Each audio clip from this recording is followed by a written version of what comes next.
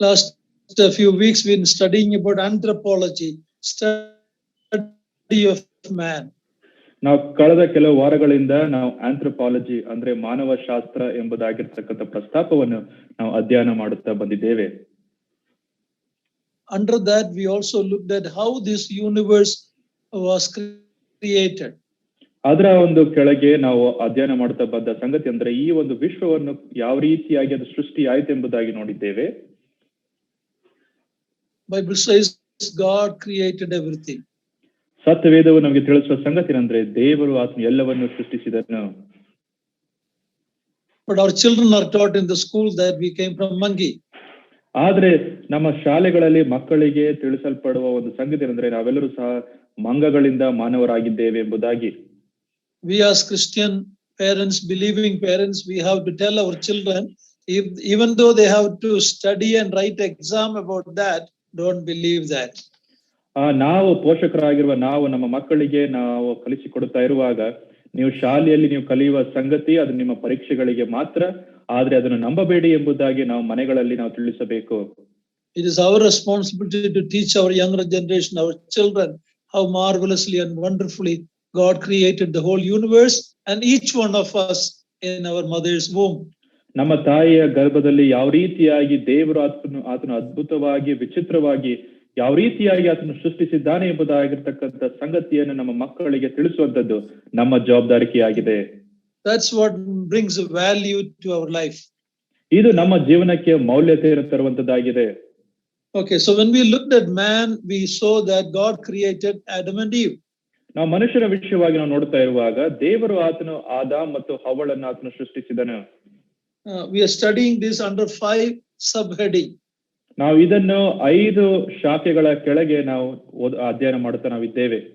The creation of man, ಮನುಷ್ಯನ ಸೃಷ್ಟಿ, the nature of man, ಮನುಷ್ಯನ ಸ್ವಭಾವ, the fall of man, ಮನುಷ್ಯನ ಬೀಳುವಿಕೆ, the redemption of man, ಮನುಷ್ಯನಿಗೆ ಸಿಕ್ಕ ಬಿಡುಗಡೆ, the destiny of man. ಮನುಷ್ಯನ ಒಂದು ಅಂತ್ಯ ಸ್ಥಿತಿ. So under that, last week we looked at why God created man. ದೇವರು ಆತನು ಯಾಕೆ ಮನುಷ್ಯನನ್ನು ಸೃಷ್ಟಿಸಿದನು ಎಂಬುದಾಗಿರ್ತಕ್ಕಂಥ ಸಂಗತಿಯನ್ನು ಕಳೆದ ವಾರದಲ್ಲಿ ನಾವು ನೋಡಿದ್ದೇವೆ. For fellowship with God, ದೇವರ ಜೊತೆಯಲ್ಲಿ ಅನ್ಯೋನ್ಯತೆಯನ್ನು ಹೊಂದುವುದಕ್ಕೆ, to have dominion over the earth, ಲೋಕದ ಮೇಲೆ ಆತನು ಅಧಿಕಾರವನ್ನು ಆತನು ಹೊಂದುವುದಕ್ಕೋಸ್ಕರ, to provide meaningful work for man, ಮನುಷ್ಯನಿಗೆ ಆತನು ಅರ್ಥಗರ್ಭಿತವಾದ ಕೆಲಸವನ್ನು ಮಾಡುವುದಕ್ಕೋಸ್ಕರ, to worship God, ದೇವರನ್ನು ಆರಾಧಿಸುವುದಕ್ಕೋಸ್ಕರ, to glorify God, ಕರ್ತನನ್ನು ಮಹಿಮೆಪಡಿಸುವುದಕ್ಕೋಸ್ಕರ. For all of this God created man in his image. We looked at that. ಈ ಒಂದು ಉದ್ದೇಶದಿಂದ ದೇವರು ಆತನು ತನ್ನ ಸ್ವರೂಪಕ್ಕೆ ತಕ್ಕ ಹಾಗೆ ಮನುಷ್ಯನನ್ನು ಆತನು ಸೃಷ್ಟಿಸಿದನು. The image of God means man is essentially a spirit being who lives in a physical body. ದೇವರ ಸ್ವರೂಪದಲ್ಲಿ ಮನುಷ್ಯನು ಸೃಷ್ಟಿಸಲ್ಪಟ್ಟಿದ್ದಾನೆಂಬುದಾಗಿ ತಿಳಿಸುವಾಗ ಮನುಷ್ಯನು ಆತನು ಪ್ರಾಥಮಿಕವಾಗಿ ಆತನು ಆತ್ಮ ಸ್ವರೂಪನ ಆತನು ಆಗಿದ್ದು, ಆದರೆ ಒಂದು ಶಾರೀರಿಕವಾದ ದೇಹವು ಆತನಿಗುಂಟು. This physical body is good. ಶಾರೀರಿಕವಾದ ದೇಹವು ಅದು ಒಳ್ಳೆಯದೇ. God said after creating man it is good. After creating man and woman he said it's very good. ದೇವರು ಆತನು ಮನುಷ್ಯನನ್ನು ಆತನು ಉಂಟು ಮಾಡಿದಾಗ, ಪುರುಷನನ್ನು ಉಂಟು ಮಾಡಿದಾಗ ಒಳ್ಳೆಯದು ಎಂಬುದಾಗಿ ಆತನು ತಿಳಿಸಿದನು. ನಂತರ ಆತನು ಸ್ತ್ರೀಯನ್ನು ಉಂಟು ಮಾಡಿದ ನಂತರ ಇಬ್ಬರನ್ನು ನೋಡಿ ಆತನು ತುಂಬಾ ಒಳ್ಳೆಯದು ಎಂಬುದಾಗಿ ಆತನು ತಿಳಿಸಿದನು.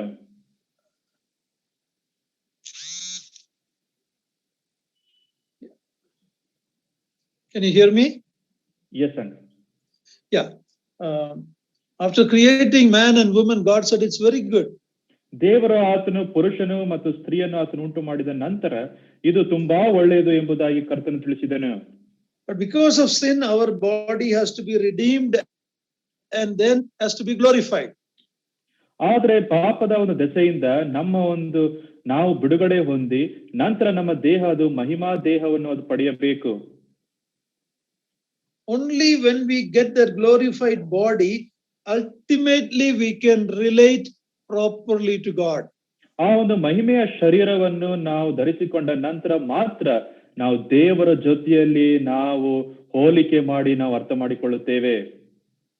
Man, we also saw man's personality. He has mind, will, and emotions. ಆ ಮನುಷ್ಯನ ಒಂದು ವ್ಯಕ್ತಿತ್ವದ ವಿಷಯವಾಗಿ ನಾವು ನೋಡಿದ್ದೇವೆ. ಆತನಿಗೆ ಮನಸ್ಸು, ಚಿತ್ತ ಮತ್ತು ಭಾವನೆಗಳು ಉಂಟು. We saw when God created Adam and Eve, God created them with the capacity to choose what is good or evil. ಮತ್ತು ದೇವರು ಆತನು ಮನುಷ್ಯನನ್ನು ಅಂದರೆ ಆದಾಮನನ್ನು ಆತನು ಉಂಟು ಮಾಡಿದಾಗ ಒಳ್ಳೆಯದು ಕೆಟ್ಟದ್ದು ಏನು ಎಂಬುದಾಗಿರ್ತಕ್ಕಂಥ ಸಂಗತಿಯನ್ನು ವಿವೇಚಿಸುವ ಒಂದು ಸಂಗತಿಯನ್ನು ಆತನಿಗೆ ಕೊಟ್ಟನು. In that freedom, in that capacity, there was a potential for sin.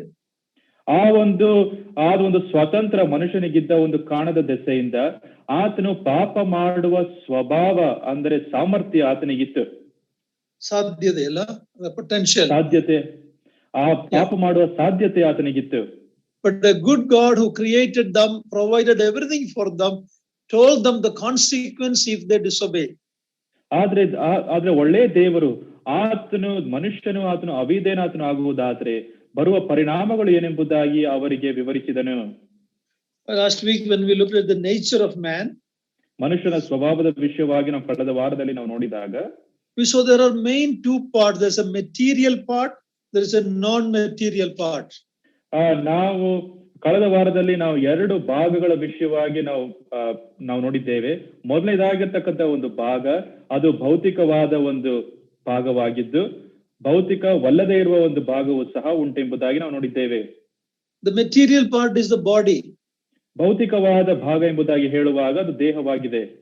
The non-material part is divided, is called soul and spirit. ಮತ್ತು ಭೌತಿಕವಲ್ಲದೆ ಇರತಕ್ಕಂಥ ಭಾಗಕ್ಕೆ ಅದರಲ್ಲಿಯೂ ಸಹ ಎರಡು ಭಾಗಗಳು ಉಂಟು. ಅದೇನೆಂದ್ರೆ ಆತ್ಮ ಮತ್ತು ಪ್ರಾಣ. Yeah, and we saw many verses that talks about man's spirit, man's soul and man's body. ಮತ್ತು ನಾವು ಅನೇಕ ವಚನ ಭಾಗಗಳನ್ನು ನಾವು ತೆಗೆದುಕೊಂಡು ಮನುಷ್ಯನ ಒಂದು ಆತ್ಮದ ವಿಷಯವಾಗಿ, ಆತನ ಪ್ರಾಣದ ವಿಷಯವಾಗಿ ಮತ್ತು ತನ್ನ ದೇಹದ ವಿಷಯವಾಗಿ ನಾವು ನೋಡಿದ್ದೇವೆ. The material aspect of man is body. ಈ ಒಂದು ಭೌತಿಕವಾದ ಅಂಶ ಎಂಬುದಾಗಿ ತಿಳಿಸುವಾಗ ಅದು ದೇಹವಾಗಿದೆ. We looked at different names by which it is called. ಮತ್ತು ಈ ಒಂದು ದೇಹಕ್ಕೆ ಇರ್ತಕ್ಕಂಥ ಬೇರೆ ಬೇರೆ ಹೆಸರುಗಳನ್ನು ನಾವು ನೋಡಿದ್ದೇವೆ. It is earthly, ಭೂ ಸಂಬಂಧವಾದ. ಅದು ಭೂ ಸಂಬಂಧವಾದದ್ದಾಗಿದೆ. It is perishable, ನಶಿಸಿ ಹೋಗುವುದು. ಅದು ನಶಿಸಿ ಹೋಗುವಂತದ್ದಾಗಿದೆ. It is natural. ಅದು ಪ್ರಾಕೃತವಾದದ್ದು. It is mortal, ಅಂದರೆ ಲಯವಾಗುವುದು. It's mortal. ಅದು ಲಯವಾಗುವಂತದ್ದಾಗಿದೆ. It is called a tent. ಅದಕ್ಕೆ ಗುಡಾರ ಎಂಬುದಾಗಿರ್ತಕ್ಕಂಥ ಹೆಸರು ಸಹ ಉಂಟು. It is called a jar of clay. ಇದು ಮಣ್ಣಿನ ಘಟಕ ಎಂಬುದಾಗಿರ್ತಕ್ಕಂಥ ಹೆಸರು ಸಹ ಅದಕ್ಕುಂಟು. Sometimes it's called flesh.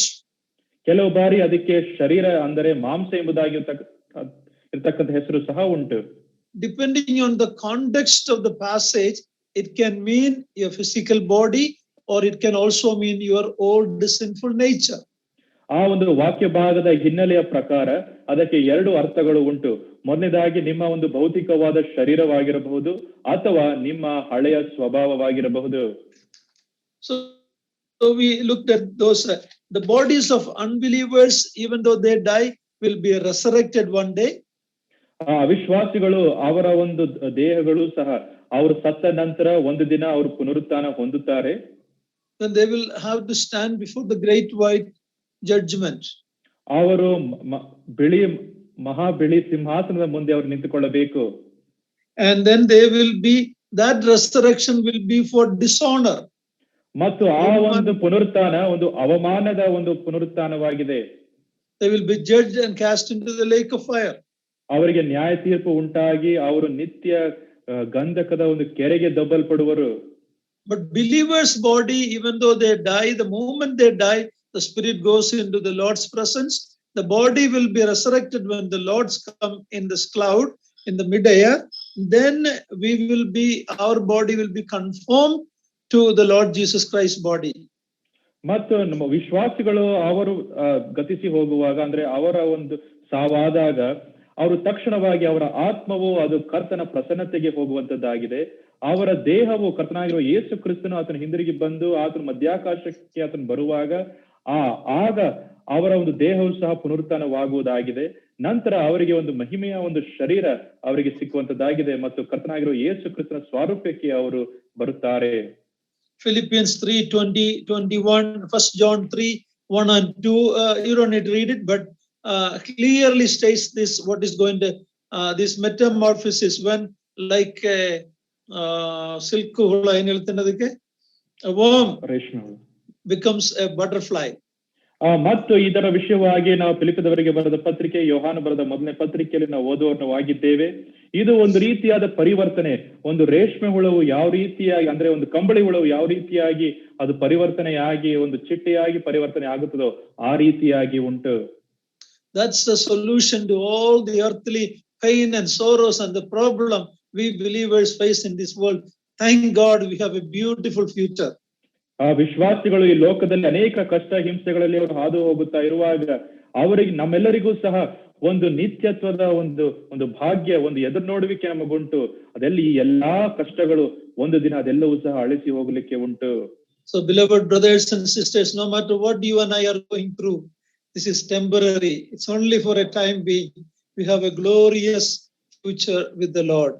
ನನ್ನ ಪ್ರಿಯ ಜೊತೆ ವಿಶ್ವಾಸಿಗಳೇ, ನಾವು ಏನೇ ಕಷ್ಟದಲ್ಲಿ ನಾವು ಹಾದು ಹೋಗುತ್ತಾ ಇದ್ದರೂ ಸಹ ಇದೆಲ್ಲವೂ ಸಹ ಸ್ವಲ್ಪ ಕಾಲಕ್ಕೆ ಮಾತ್ರ. ನಾವೆಲ್ಲರೂ ಸಹ ದುಃಖವಿಲ್ಲದ, ಕಷ್ಟವಿಲ್ಲದ ಒಂದು ಸ್ಥಳಕ್ಕೆ ನಾವು ಪ್ರವೇಶವಾಗ್ಲಿಕ್ಕಿದ್ದೇವೆ. Now we look at the non-material aspect of man. ಮನುಷ್ಯನ ವಿಷಯವಾದ ಭೌತಿಕವಲ್ಲದೆ ಇರ್ತಕ್ಕಂಥ ಅಂಶಗಳನ್ನು ನಾವು ಬರೋಣ. Under that we see the soul and spirit. ಅದರ ಕೆಳಗೆ ನಾವು ಪ್ರಾಣ ಮತ್ತು ಆತ್ಮದ ವಿಷಯವಾಗಿ ನಾವು ನೋಡುತ್ತೇವೆ. It's very difficult to distinguish between the two. ಈ ಎರಡರ ಒಂದು ವ್ಯತ್ಯಾಸವನ್ನು ತಿಳಿಸುವುದಕ್ಕೆ ಕಷ್ಟವಾಗಿದೆ. But we read Hebrews 4:12. Please read that. Any other brother can read it to help you. Hebrews 4:12. ಪತ್ರಿಕೆ 4:12. Any one brother can. ಅಧ್ಯಾಯ 12ನೇ ವಚನವನ್ನು ನಾವು ಓದಿಕೊಳ್ಳೋಣ. Hebrews 4:12. ಯಾಕೆಂದರೆ ದೇವರ ವಾಕ್ಯವು ಸಜೀವವಾದದ್ದು, ಕಾರ್ಯಸಾಧಕವಾದದ್ದು, ಯಾವ ಇಬ್ಬಾಯಿ ಕತ್ತಿಗಿಂತಲೂ ಹದವಾದದ್ದು, ಪ್ರಾಣ ಆತ್ಮಗಳನ್ನು ಕೀಲು ಮಜ್ಜೆಗಳನ್ನು ವಿಭಾಗಿಸುವಷ್ಟು ಮಟ್ಟಿಗೂ ತೂರಿ ಹೋಗುವಂತದ್ದು, ಹೃದಯದ ಆಲೋಚನೆಗಳನ್ನು ಉದ್ದೇಶಗಳನ್ನು ವಿವೇಚಿಸುವಂತದ್ದು ಆಗಿದೆ. Even though it is difficult for us to distinguish between soul and spirit, the word of God can go between that, and the word of God distinguishes. ಪ್ರಾಣಾತ್ಮಗಳನ್ನು ಅದನ್ನು ವಿಭಾಗಿಸಿ ನಾವು ತಿಳಿಸುವುದಕ್ಕೆ ಕಷ್ಟವಾದರೂ ಸಹ ದೇವರ ವಾಕ್ಯವು ಅದು ಹದವಾದದ್ದು, ಅದು ಈ ಪ್ರಾಣಾತ್ಮಗಳನ್ನು ವಿಭಾಗಿಸುವುದಕ್ಕೆ ಶಕ್ತವಾಗಿದೆ ಎಂಬುದಾಗಿ ನಾವು ಇದರಿಂದ ನಾವು ಅರ್ಥ ಮಾಡಿಕೊಳ್ಳುತ್ತೇವೆ. When we think about the spirit of man, ನಾವು ಮನುಷ್ಯನ ಒಂದು ಆತ್ಮದ ವಿಷಯವಾಗಿ ನಾವು ಚಿಂತಿಸುವಾಗ, it is the life principle which makes one alive. ಈ ಒಂದು ಜೀವದ ಒಂದು ನಿಯಮದ ಒಂದು ಕಾರಣದ ದೃಷ್ಟಿಯಿಂದ ಆತನಿಗೆ ಜೀವ ಉಂಟು ಎಂಬುದಾಗಿ ನಾವು ತಿಳಿಸುತ್ತೇವೆ. Physical death is the separation of the spirit from the body. ಮತ್ತು ಈ ಒಂದು ಶಾರೀರಿಕವಾದ ಮರಣ ಎಂಬುದಾಗಿ ನಾವು ತಿಳಿಸುವಾಗ ದೇಹದಿಂದ ಆತ್ಮವು ಅದು ಪ್ರತ್ಯೇಕಿಸುವಾಗ ಅದಕ್ಕೆ ಶಾರೀರಿಕವಾದ ಮರಣ ಎಂಬುದಾಗಿ ಹೆಸರು. James 2:26. ಯಾಕೋಬನ ಬರೆದ ಪತ್ರಿಕೆ 2ನೇ ಅಧ್ಯಾಯ 26ನೇ ವಚನದಲ್ಲಿ ನಾವು ನೋಡುತ್ತೇವೆ, ಆತ್ಮವಿಲ್ಲದ ದೇಹವು ಸತ್ತದ್ದಾಗಿರೋ ಪ್ರಕಾರವೇ ಕ್ರಿಯೆಗಳಿಲ್ಲದ ನಂಬಿಕೆಯು ಸತ್ತದ್ದೇ. Yeah, see, we see what happened when the spirit leaves the body. ಸತ್ತು ಹೋಗ್ತದೆ. ಒಂದು ಮರಣವಾದಾಗ, ಒಂದು ಶಾರೀರಿಕವಾದ ಮರಣವಾದಾಗ ಆತ್ಮವು ಯಾವ ರೀತಿಯಾಗಿ ದೇಹವನ್ನು ಬಿಟ್ಟು ಹೋಗುತ್ತದೆ ಅದರ ವಿಷಯವಾಗಿ ನಾವು ನೋಡಿದ್ದೇವೆ. This happened to the Lord Jesus Christ also. ಇದು ನಮ್ಮ ಕರ್ತನಾಗಿರುವ ಯೇಸು ಕ್ರಿಸ್ತನಿಗೂ ಸಹ ಆದ ವಿಷಯವಾಗಿದೆ. Look at John chapter 19 verse 30. ನಾವು ಯೋಹಾನ ಬರೆದ ಸುವಾರ್ತೆ 19ನೇ ಅಧ್ಯಾಯ 30ನೇ ವಚನ ನೋಡಿಕೊಳ್ಳೋಣ.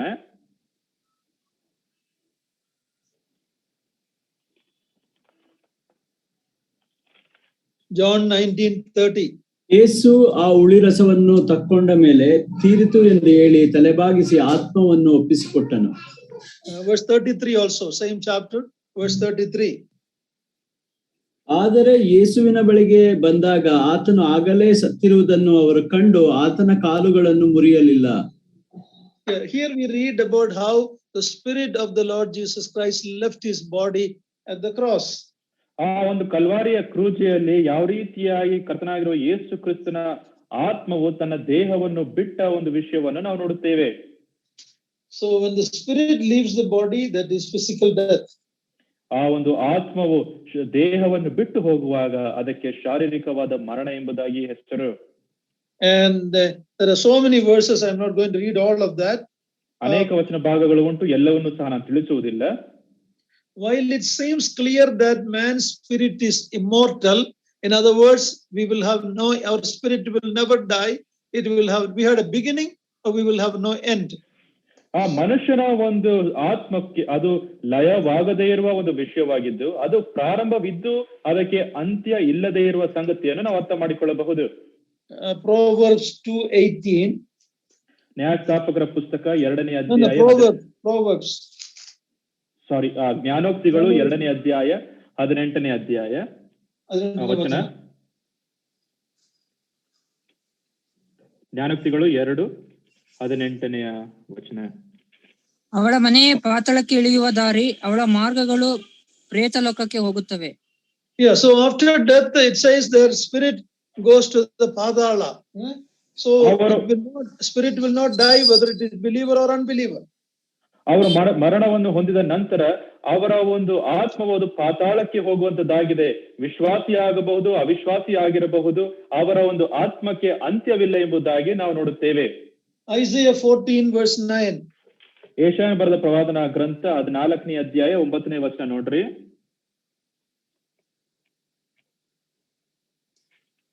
ಬರುತ್ತಿರುವ ನಿನ್ನನ್ನು ಎದುರುಗೊಳ್ಳುವುದಕ್ಕೆ ಕೆಳಗಡೆ ಪಾತಾಳವು ತಳಮಳ ಪಡುತ್ತದೆ. Yeah, so the Sheol Padala is waiting to receive the soul. ಪಾತಾಳವು ಅದು ಆತ್ಮ ಬರುವ ಒಂದು ವಿಷಯವನ್ನು ಅದು ಎದುರು ನೋಡುವಂತದ್ದಾಗಿದೆ ಎಂಬುದಾಗಿ ನಾವು ನೋಡುತ್ತೇವೆ.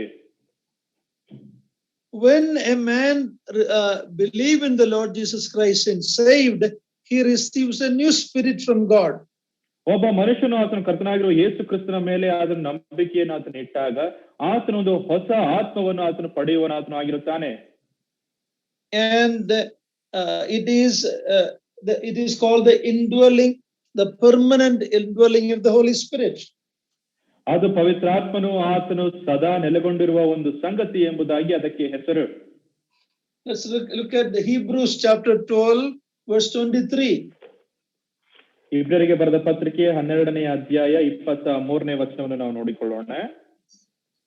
ಪರಲೋಕದಲ್ಲಿ ಹೆಸರು ಬರೆಸಿಕೊಂಡಿರುವ ಚೊಚ್ಚಲ ಮಕ್ಕಳ ಸಭೆಗೂ, ಎಲ್ಲರಿಗೆ ನ್ಯಾಯಾಧಿಪತಿಯಾಗಿರುವ ದೇವರ ಬಳಿಗೂ, ಸಿದ್ಧಿಗೆ ಬಂದಿರುವ ನೀತಿವಂತರ ಆತ್ಮಗಳ ಬಳಿಗೂ, ಹೊಸ ಒಡಂಬಡಿಕೆಯ ಮಧ್ಯಸ್ಥನಾಗಿರುವ ಯೇಸುವಿನ ಬಳಿಗೂ, ಹೇಬೆಲನ ರಕ್ತಕ್ಕಿಂತ ಹಿತಕರವಾಗಿ ಮಾತಾಡುವ ಪ್ರೋಕ್ಷಣ ರಕ್ತದ ಬಳಿಗೂ ಬಂದಿದ್ದೀರಿ.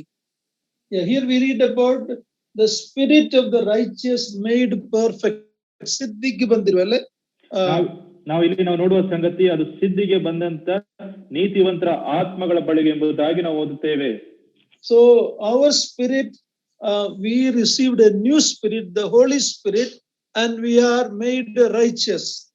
ನಮಗೆ ಒಂದು ಹೊಸ ಆತ್ಮವು ಅದು ಸಿಕ್ಕಿದೆ, ಅದು ಪರಿಶುದ್ಧಾತ್ಮನು, ಮತ್ತು ನಾವು ನೀತಿವಂತರಾಗಿ ನಾವು ಆಗಿದ್ದೇವೆ ಎಂಬುದಾಗಿ ನಾವು ಇದರಿಂದ ನಾವು ಅರ್ಥ ಮಾಡಿಕೊಳ್ಳುತ್ತೇವೆ. It is not only in the New Testament, even the Old Testament, there was a promise that one day God will give them a new spirit, or the Spirit of God. ಇದು ಹೊಸ ಒಡಂಬಡಿಕೆಯ ಒಂದು ಸಂಗತಿ ಮಾತ್ರವಲ್ಲದೆ ಹಳೆ ಒಡಂಬಡಿಕೆಯಲ್ಲಿಯೂ ಸಹ ಕರ್ತನು ಆತನು ಒಂದು ಆತ್ಮವನ್ನು ಆತನು ಕೊಡುತ್ತಾನೆ, ಅದು ದೇವರ ಆತ್ಮ ಎಂಬುದಾಗಿರತಕ್ಕಂಥ ಸಂಗತಿಯನ್ನು ಅಲ್ಲಿ ನಾವು ನೋಡುತ್ತೇವೆ. Ezekiel 36:24-27. ಎಜೆಕಿಯೇಲನ ಗ್ರಂಥ 26ನೇ ಅಧ್ಯಾಯ 36ನೇ ಅಧ್ಯಾಯ 24ನೇ ವಚನದಿಂದ 27ನೇ ವಚನ ತನಕ. ನಾನು ನಿಮ್ಮನ್ನು ಜನಾಂಗಗಳೊಳಗಿಂದ ಬಿಡಿಸಿ ಸಕಲ ದೇಶಗಳಿಂದ ಒಟ್ಟುಗೂಡಿಸಿ ಸ್ವದೇಶಕ್ಕೆ ಬರಮಾಡುವೆನು. ನಾನು ನಿಮ್ಮ ಮೇಲೆ ನಿರ್ಮಲೋಕದವನ್ನು ಪ್ರೋಕ್ಷಿಸಲು ನೀವು ನಿರ್ಮಲರಾಗಿರುವಿರಿ. ನಿಮ್ಮ ಸಮಸ್ತ ವಿಗ್ರಹಗಳಿಂದಲೂ ಸಕಲ ವಿಧವಾದ ಹೊಲಸಿನಿಂದಲೂ ನಿಮ್ಮನ್ನು ಶುದ್ಧಿ ಮಾಡುವೆನು. ನಾನು ನಿಮಗೆ ಹೊಸ ಮನಸ್ಸನ್ನು ಕೊಟ್ಟು ನಿಮ್ಮಲ್ಲಿ ನೂತನ ಸ್ವಭಾವವನ್ನು ಹುಟ್ಟಿಸುವೆನು. ಕಲ್ಲಾದ ಹೃದಯವನ್ನು ನಿಮ್ಮೊಳಗಿಂದ ತೆಗೆದು ಮೃದುವಾದ ಹೃದಯವನ್ನು ನಿಮಗೆ ದಯಪಾಲಿಸುವೆನು. ನನ್ನ ಆತ್ಮವನ್ನು ನಿಮ್ಮಲ್ಲಿ ನೆಲೆಸಿರುವಂತೆ ಅನುಗ್ರಹಿಸಿ ನೀವು ನನ್ನ ನಿಯಮಗಳನ್ನು ಅನುಸರಿಸುವ ಹಾಗೆ ಮಾಡುವೆನು. ನೀವು ನನ್ನ ವಿಧಿಗಳನ್ನು ಕೈಕೊಂಡು ಆಚರಿಸುವಿರಿ. So here, this is called the new covenant, which was promised through Jeremiah, through Ezekiel. Israel have to wait for this at the second coming of the Lord. ಇದು ಒಂದು ವಾಗ್ದಾನವಾಗಿ ಎಜೆಕಿಯೇಲನ ಒಂದು ಕಾಲದಲ್ಲಿ ಕೊಡಲ್ಪಟ್ಟ ಒಂದು ಸಂಗತಿಯಾಗಿದ್ದು, ಅವರು ಆ ಒಂದು ಎರಡನೆಯ ಒಂದು ಬರಣದ ವಿಷಯವಾಗಿ ಅವರು ಕಾಯುವ ಒಂದು ವಿಷಯವನ್ನು ಇಲ್ಲಿಯೇ ನಾವು ನೋಡುತ್ತೇವೆ. They have to repent and accept the Lord whom they crucified before they get this new spirit. ಈ ಒಂದು ಹೊಸ ಆತ್ಮವನ್ನು ಸಿಕ್ಕಿದಕ್ಕಿಂತ ಮುಂಚೆ ಅವರು ಈ ಕರ್ತನನ್ನು ಅವರು ಶಿಲುಬೆಗೆ ಹಾಕಿಸುವ ವಿಷಯವನ್ನು ಇಲ್ಲಿ ನಾವು ನೋಡುತ್ತೇವೆ. But as New Testament believers, we have the promise in John chapter 14, verse 16 to 18. ಆದ್ರೆ ಹೊಸ ಒಡಂಬಡಿಕೆ ವಿಶ್ವಾಸಿಗಳಾಗಿರುವ ನಾವು ಯೋಹಾನ ಬರೆದ ಸುವಾರ್ತೆ 14ನೇ ಅಧ್ಯಾಯ 15ನೇ ವಚನದಿಂದ ನಾವು ಓದುವವಾಗಿರುವುದಾದರೆ ಅಲ್ಲಿ ಹೊಸ ಒಡಂಬಡಿಕೆ ವಿಶ್ವಾಸಿಗಳ ಸಂಗತಿಯನ್ನು ನಾವು ನೋಡುತ್ತೇವೆ. 16ನೇ ವಚನದಿಂದ 19ನೇ ವಚನ ತನಕ. ಆಗ ನಾನು ತಂದೆಯನ್ನು ಕೇಳಿಕೊಳ್ಳುವೆನು, ಆತನು ನಿಮಗೆ ಬೇರೊಬ್ಬ ಸಹಾಯಕನನ್ನು ಸದಾಕಾಲ ನಿಮ್ಮ ಸಂಗಡ ಇರುವುದಕ್ಕೆ ಕೊಡುವನು. ಆ ಸಹಾಯಕನು ಯಾರೆಂದರೆ ಸತ್ಯದ ಆತ್ಮನೇ. ಲೋಕವು ಆತನನ್ನು ನೋಡದೆಯೂ ತಿಳಿಯದೆಯೂ ಇರುವುದರಿಂದ ಆತನನ್ನು ಹೊಂದಲಾರದು. ನೀವು ಆತನನ್ನು ಬಲ್ಲಿರಿ, ಹೇಗೆಂದರೆ ನಿಮ್ಮ ಬಳಿಯಲ್ಲಿ ವಾಸ ಮಾಡುತ್ತಾನೆ ಮತ್ತು ನಿಮ್ಮೊಳಗೆ ಇರುವನು. ನಾನು ನಿಮ್ಮನ್ನು ಅನಾಥರನ್ನಾಗಿ ಬಿಡುವುದಿಲ್ಲ. So here we read the Holy Spirit coming into our life when we repent and accept the Lord. ನಾವು ಕರ್ತನಾಗಿರುವ ಯೇಸು ಕ್ರಿಸ್ತನನ್ನು ಸ್ವಂತ ರಕ್ಷಕನಾಗಿ ನಾವು ಪಶ್ಚಾತ್ತಾಪದಿಂದ ನಾವು ಆತನನ್ನು ನಾವು ಸ್ವೀಕಾರ ಮಾಡುವುದಾದರೆ ಪರಿಶುದ್ಧಾತ್ಮನು ನಮ್ಮೊಳಗೆ ಆತನು ವಾಸ ಮಾಡುವನಾತನು ಆಗಿರುತ್ತಾನೆ ಎಂಬುದಾಗಿದ್ದರಿಂದ ನಾವು ಅರ್ಥ ಮಾಡಿಕೊಳ್ಳುತ್ತೇವೆ. 2 Corinthians 3:6 says, the new covenant that is promised to Israel, which is still future for them, we become partakers in that new covenant when the Holy Spirit comes into us. 2 Corinthians 3:6. ನಾವು ಕೊರಿಂಥದವರಿಗೆ ಬರೆದ 2ನೇ ಪತ್ರಿಕೆ 3ನೇ ಅಧ್ಯಾಯ 6ನೇ ವಚನವನ್ನು ನಾವು ಓದುವುದಾದರೆ, ಆತನ ಹೊಸ ಒಡಂಬಡಿಕೆಗೆ ಸೇವಕರಾಗಿರುವ ಸಾಮರ್ಥ್ಯವನ್ನು ನಮಗೆ ಅನುಗ್ರಹಿಸಿದ್ದಾನೆ. ಈ ಒಡಂಬಡಿಕೆಯು ಲಿಖಿತ ರೂಪವಾಗಿದ್ದಾರದೆ ದೇವರಾತ್ಮ ಸಂಬಂಧವಾದದ್ದು ಆಗಿದೆ. ಲಿಖಿತ ರೂಪವಾದ ಒಡಂಬಡಿಕೆಯು ಮರಣವನ್ನು ಉಂಟು ಮಾಡುತ್ತದೆ, ದೇವರಾತ್ಮ ಸಂಬಂಧವಾದದ್ದು ಜೀವವನ್ನು ಉಂಟು ಮಾಡುತ್ತದೆ. So our old spirit now is replaced by a new spirit, and the Holy Spirit imparts eternal life to us. ಆ ಒಂದು ಹಳೆಯ ಸ್ವಭಾವವು ಅಂದ್ರೆ ಹಳೆಯ ಆತ್ಮವು ಹೋಗಿ ಅದರ ಬದಲಾಗಿ ಹೊಸ ಆತ್ಮವು ಬಂದು ಮತ್ತು ಈ ಒಂದು ಹೊಸ ಆತ್ಮವು ನಮಗೆ ನಮ್ಮನ್ನು ಅದು it gives us eternal life. ದೇವರಾತ್ಮವು ನಮಗೆ ನಿತ್ಯ ಜೀವವನ್ನು ಆತನು ಕೊಡುವವನಾತನು ಆಗಿದ್ದಾನೆ. Now remember, the old nature is still with us. It is not gone. It will only go when our body is glorified. ಆದ್ರೆ ಇದು ದಯಮಾಡಿ ನೀವು ಜ್ಞಾಪಕದಲ್ಲಿ ಇಡಬೇಕು. ಅದೇನೆಂದ್ರೆ ಹಳೆಯ ಸ್ವಭಾವ ಇನ್ನೂ ಸಹ ನಮ್ಮಲ್ಲಿ ಉಂಟು. ನಾವು ಮಹಿಮೆ ಪಡಿಸುವ ಒಂದು ತನಕ ಇನ್ನೂ ಸಹ ನಮ್ಮ ಜೊತೆಯಲ್ಲಿ ಇರುವಂತದ್ದಾಗಿದೆ. As believers, we have an old nature, we have a new nature. ವಿಶ್ವಾಸಿಗಳೇ, ನಮಗೆ ಒಂದು ಹಳೆಯ ಸ್ವಭಾವ, ಹೊಸ ಸ್ವಭಾವವು ಸಹ ಉಂಟು. But the main difference is the Holy Spirit comes to take permanent dwelling in our heart, in our life. ಆದ್ರೆ ತುಂಬಾ ಮುಖ್ಯವಾದ ಒಂದು ಸಂಗತಿ ಏನಂದ್ರೆ ಪರಿಶುದ್ಧಾತ್ಮನು ಆತನು ನಮ್ಮ ಜೀವನದೊಳಗೆ ಆತನು ಪ್ರವೇಶಿಸಿ ಆತನು ಅಧಿಕಾರವನ್ನು ಹೊಂದಿರುವವನಾತನು ಆಗಿರುತ್ತಾನೆ. He permanently lives in us, unlike the Old Testament. ಆ ಹಳೆ ಒಡಂಬಡಿಕೆಯ ಹಾಗೆ ಅಲ್ಲ, ಆತನು ಹೊಸ ಒಡಂಬಡಿಕೆ ವಿಶ್ವಾಸಿಗಳ ಒಂದು ಜೀವನದಲ್ಲಿ ಆತನು ಶಾಶ್ವತವಾಗಿ ಆತನು ವಾಸಿಸುವನಾತನು ಆಗಿರುತ್ತಾನೆ. So we have the Holy Spirit dwelling in us. ಪರಿಶುದ್ಧಾತ್ಮನು ನಮ್ಮಲ್ಲಿ ವಾಸವಾಗುವ ಸಂಗತಿಯನ್ನು ನಾವು ನೋಡುತ್ತೇವೆ. Yet we have the old nature with us. ಆದ್ರೂ ಸಹ ನಮ್ಮಲ್ಲಿ ಹಳೆಯ ಒಂದು ಸ್ವಭಾವವು ಉಂಟು. Which one we feed decides which nature, the old nature or new nature, will be strong. And we are to be led by the Holy Spirit. We are to mortify the nature, the old nature.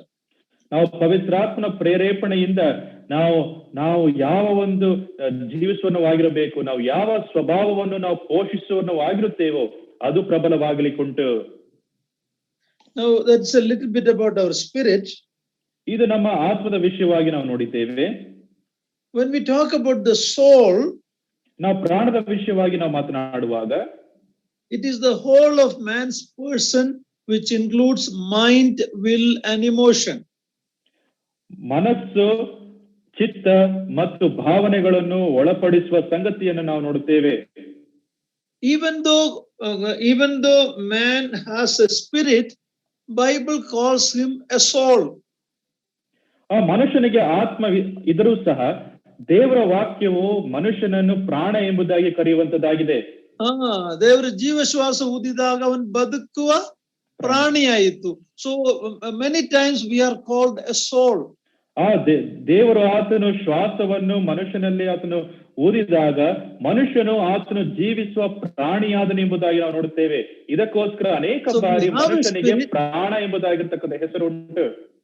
So even though we have a spirit, we are referred to as a soul. ನಮಗೆ ಆತ್ಮವಿದ್ದರೂ ಸಹ ಮನುಷ್ಯರಿಗೆ ಪ್ರಾಣ ಎಂಬುದಾಗಿರ್ತಕ್ಕಂಥ ಹೆಸರು ಉಂಟು. I see a difference between English and Kannada. Sometimes in English it says soul, in Kannada it is atma, manassu, ಆ ರೀತಿಯಲ್ಲಿ. So we have to distinguish which is which, okay? ಆಂಗ್ಲ ಭಾಷೆ ಮತ್ತು ಕನ್ನಡ ಭಾಷೆಯ ಮಧ್ಯದಲ್ಲಿ ಒಂದು ವ್ಯತ್ಯಾಸ ಉಂಟು. ಆಂಗ್ಲ ಭಾಷೆಯಲ್ಲಿ ಪ್ರಾಣ ಎಂಬುದಾಗಿ ತಿಳಿಸುವಾಗ ಕನ್ನಡ ಭಾಷೆಯಲ್ಲಿ ಆತ್ಮ ಎಂಬುದಾಗಿ ತಿಳಿಸ್ತಾರೆ ಅಥವಾ ಮನಸ್ಸು ಎಂಬುದಾಗಿ ತಿಳಿಸ್ತಾರೆ. ಈ ರೀತಿಯಾದ ಸಂಗತಿ ಉಂಟು, ಆದ್ರೆ ನಾವು ಅದನ್ನು ಸ್ಪಷ್ಟವಾಗಿ ಅರ್ಥ ಮಾಡಿಕೊಳ್ಳಬೇಕು. So when Bible says we are a soul, it expresses the totality of man's being and person. ಆ ದೇವರ ವಾಕ್ಯವು ಮನುಷ್ಯನನ್ನು ಪ್ರಾಣ ಎಂಬುದಾಗಿ ಕರೆಯುವಾಗ ಪ್ರಾಣಿ ಎಂಬುದಾಗಿ ಕರೆಯುವಾಗ ಆತನು ಸಂಪೂರ್ಣನಾಗಿರುವ ಒಂದು ವ್ಯಕ್ತಿತ್ವವನ್ನು ತೋರಿಸುವಂತದ್ದಾಗಿದೆ. ನನ್ನ ಮನವೇ ಯೆಹೋವನನ್ನು ಕೊಂಡಾಡಲೆ, my soul, it's talking about the whole person. ನನ್ನ ಮನವೇ ಯೆಹೋವನನ್ನು ಕೊಂಡಾಡು ಎಂಬುದಾಗಿ ತಿಳಿಸುವಾಗ ಆ ಒಂದು ಮನುಷ್ಯನು ಸಂಪೂರ್ಣನಾಗಿರುವ ಮನುಷ್ಯನ ವಿಷಯವಾಗಿ ತಿಳಿಸುವಂತದ್ದಾಗಿದೆ. Deuteronomy 6:4 and 5. ಧರ್ಮೋಪದೇಶ ಕಾಂಡ ಚಾಪ್ಟರ್ ಅಂಕಲ್ 6:4 and 5. 6ನೇ ಅಧ್ಯಾಯ 4 ಮತ್ತು 5ನೇ ವಚನ. ಇಸ್ರಾಯೇಲರೇ ಕೇಳಿರಿ, ನಮ್ಮ ದೇವರಾದ ಯೆಹೋವನು ಒಬ್ಬನೇ ದೇವರು. ನೀವು ನಿಮ್ಮ ದೇವರಾದ ಯೆಹೋವನನ್ನು ಪೂರ್ಣ ಹೃದಯದಿಂದಲೂ ಪೂರ್ಣ ಪ್ರಾಣದಿಂದಲೂ ಪೂರ್ಣ ಶಕ್ತಿಯಿಂದಲೂ ಪ್ರೀತಿಸಬೇಕು. ನಾನು ಈಗ ನಿಮಗೆ ತಿಳಿಸುವ ಮಾತುಗಳು ನಿಮ್ಮ ಹೃದಯದಲ್ಲಿರಬೇಕು. Yeah, so here it is the total person of man, totality of what we are. ಈ ಒಂದು ವಚನದಿಂದ ನಾವು ಅರ್ಥ ಮಾಡಿಕೊಳ್ಳುವ ಸಂಗತಿ ಅಂದ್ರೆ ಪ್ರಾಣ ಅಥವಾ ಪ್ರಾಣಿ ಎಂಬುದಾಗಿ ಹೇಳುವಾಗ ಮನುಷ್ಯನ ಸಂಪೂರ್ಣತೆಯ ವಿಷಯವಾಗಿ ತಿಳಿಸುವಂತದ್ದಾಗಿದೆ. Let me see. 1 Samuel chapter 1 verse 15. ಸಮುವೇಲನ ಮೊದಲನೆಯ ಗ್ರಂಥ 1ನೇ ಅಧ್ಯಾಯ 15ನೇ ವಚನ ನೋಡ್ರಿ. ಅದಕ್ಕೆ ಅನ್ನಳು, ಸ್ವಾಮಿ ಆಗಲ್ಲ, ನಾನು ಬಹು ದುಃಖ ಪೀಡಿತಳು, ದ್ರಾಕ್ಷಾರಸವನ್ನಾದರೂ ಬೇರೆ ಯಾವ ಮದ್ಯವನ್ನಾದರೂ ಕುಡಿದವಳಲ್ಲ. ನನ್ನ ಮನೋವೇದನೆಯನ್ನು ಯೆಹೋವನ ಮುಂದೆ ಒಯ್ದಿದ್ದೇನೆ. ಅಲ್ಲಿ ಮನೋವೇದನೆ ಅಲ್ವಾ in Kannada, but in English it is I have pouring out my soul before you, Lord. ನಾವು ಕನ್ನಡ ಭಾಷೆಯಲ್ಲಿ ಮನೋವೇದನೆ ಎಂಬುದಾಗಿ ನಾವು ನೋಡುತ್ತೇವೆ, ಆದ್ರೆ ಆಂಗ್ಲ ಭಾಷೆಯಲ್ಲಿ ನಿನ್ನ ಮುಂದೆ ನನ್ನ ಪ್ರಾಣವನ್ನು ನಾನು ಚೆಲ್ಲಿದ್ದೇನೆ ಎಂಬುದಾಗಿ ಆಕೆ ತಿಳಿಸ್ತಾ ಇದ್ದಾಳೆ. So there it is talking about the whole person. ಅಲ್ಲಿ ಆ ಒಂದು ಪ್ರಾಣ ಎಂಬುದಾಗಿ ಹೇಳುವಾಗ ಸಂಪೂರ್ಣವಾದ ವ್ಯಕ್ತಿಯ ವಿಷಯವಾಗಿ ತಿಳಿಸುವಂತದ್ದಾಗಿದೆ. Psalm 34 verse 2. 34ನೇ ಕೀರ್ತನೆ 2ನೇ ವಚನ ನೋಡ್ರಿ.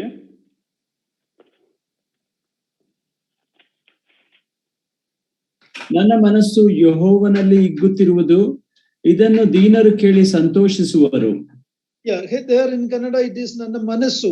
In English it is my soul makes its boast in the Lord. ಇಲ್ಲಿ ಕನ್ನಡ ಭಾಷೆಯಲ್ಲಿ ನನ್ನ ಮನಸ್ಸು ಎಂಬುದಾಗಿ ನಾವು ಓದುತ್ತೇವೆ, ಆದ್ರೆ ಆಂಗ್ಲ ಭಾಷೆಯಲ್ಲಿ ನಾವು ನೋಡುವಾಗ ನನ್ನ ಪ್ರಾಣ ಎಂಬುದಾಗಿ ನಾವು ಅದನ್ನು ಓದುವವರಾಗಿದ್ದೇವೆ. In Psalm 42 verse 2, my soul thirsts for God.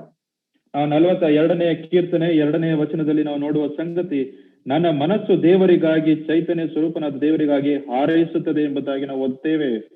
So many places when it talks about man as a soul, it is talking about the totality of man. our body, soul, and spirit. ನಾವು ಮನುಷ್ಯನ ವಿಷಯವಾಗಿ ನಾವು ದೇವರ ವಾಕ್ಯದಲ್ಲಿ ನನ್ನ ಪ್ರಾಣವೇ ಅಥವಾ ನನ್ನ ಮನಸ್ಸು ಎಂಬುದಾಗಿ ನಾವು ತಿಳಿಸುವಾಗ, ನನ್ನ ಪ್ರಾಣ ಎಂಬುದಾಗಿ ತಿಳಿಸುವಾಗ ಅದು ಮನುಷ್ಯನ ಸಂಪೂರ್ಣತೆಯನ್ನು ತಿಳಿಸುವಂತದ್ದಾಗಿದೆ. ಅಂದರೆ ಪ್ರಾಣ, ಆತ್ಮ ಮತ್ತು ಶರೀರ. We know that Bible was not written in Kannada or Malayalam first. It was written in Hebrew and Greek.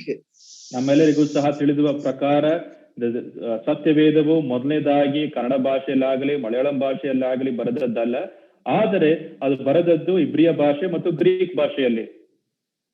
So sometimes it's difficult to bring the same meaning in other languages. ಅದಕ್ಕೋಸ್ಕರ ಬೇರೆ ಬೇರೆ ಭಾಷೆಗಳಲ್ಲಿ ಒಂದೇ ರೀತಿಯಾದ ಅರ್ಥವನ್ನು ತರುವುದಕ್ಕೆ ಸ್ವಲ್ಪ ಕಷ್ಟ ಆಗ್ತದೆ. That's why those who wanted to seriously study Bible learned the Bible languages like Hebrew and Greek. They understand better. Today we can get help books where we can find out the meaning if you are a serious student. ನಾವು ಗಂಭೀರವಾಗಿ ನಾವು ದೇವರ ವಾಕ್ಯವನ್ನು ನಾವು ಅಧ್ಯಯನ ಮಾಡಬೇಕು ಎಂಬುದಾಗಿ ನಾವು ಮುಂದಾಗುವುದಾದ್ರೆ ಇಬ್ರಿಯ ಮತ್ತು ಗ್ರೀಕ್ ಭಾಷೆಯನ್ನು ನಾವು ಕಲಿತು ಅಧ್ಯಯನ ಮಾಡುವುದು ಅದು ಉತ್ತಮವಾದ ಒಂದು ಸಂಗತಿಯಾಗಿದೆ. ಈ ದಿನಗಳಲ್ಲಿ ನಾವು ಸರಿಯಾದ ಒಂದು ಪದಗಳನ್ನು ನಾವು ಅರ್ಥ ಮಾಡಿಕೊಳ್ಳುವುದಕ್ಕೋಸ್ಕರ ಅನೇಕ ಸಹಾಯದ ಪುಸ್ತಕಗಳು ಮತ್ತು ಸಂಪನ್ಮೂಲಗಳು ನಮಗುಂಟು. Yeah, sometimes soul and spirit is used. Sometimes soul means spirit or the whole person. Okay, it is used like that.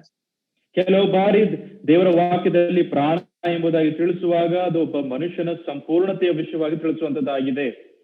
Sometimes the soul also means the spirit. ಇನ್ನು ಕೆಲವು ಬಾರಿ ಪ್ರಾಣ ಎಂಬುದಾಗಿ ತಿಳಿಸುವಾಗ ಆತ್ಮ ಎಂಬುದಾಗಿ ಅರ್ಥ. Look at Matthew chapter 10 verse 28. ಮತ್ತಾಯನ ಬರೆದ ಸುವಾರ್ತೆ 10ನೇ ಅಧ್ಯಾಯ 28ನೇ ವಚನವನ್ನು ನಾವು ನೋಡಿಕೊಳ್ಳೋಣ. Matthew 10:28. ಮತ್ತಾಯನ ಬರೆದ ಸುವಾರ್ತೆ 10ನೇ ಅಧ್ಯಾಯ 28ನೇ ವಚನ. ಇದಲ್ಲದೆ ದೇಹವನ್ನು ಕೊಂದು ಆತ್ಮವನ್ನು ಕೊಲ್ಲಲಾರದವರಿಗೆ ಹೆದರಬೇಡಿರಿ. ಆತ್ಮ ದೇಹ ಎರಡನ್ನೂ ಕೂಡ ನರಕದಲ್ಲಿ ಹಾಕಿ ನಾಶ ಮಾಡಬಲ್ಲಾತನಿಗೆ ಹೆದರಿರಿ. So there in Kannada it is Atma, in English it is soul many times. ಇಲ್ಲಿ ಕನ್ನಡ ಭಾಷೆಯಲ್ಲಿ ನಾವು ಆತ್ಮ ಎಂಬುದಾಗಿ ನಾವು ಓದುತ್ತೇವೆ, ಆದರೆ ಆಂಗ್ಲ ಭಾಷೆಯಲ್ಲಿ ಪ್ರಾಣ ಎಂಬುದಾಗಿ ಬರೆದಿದೆ.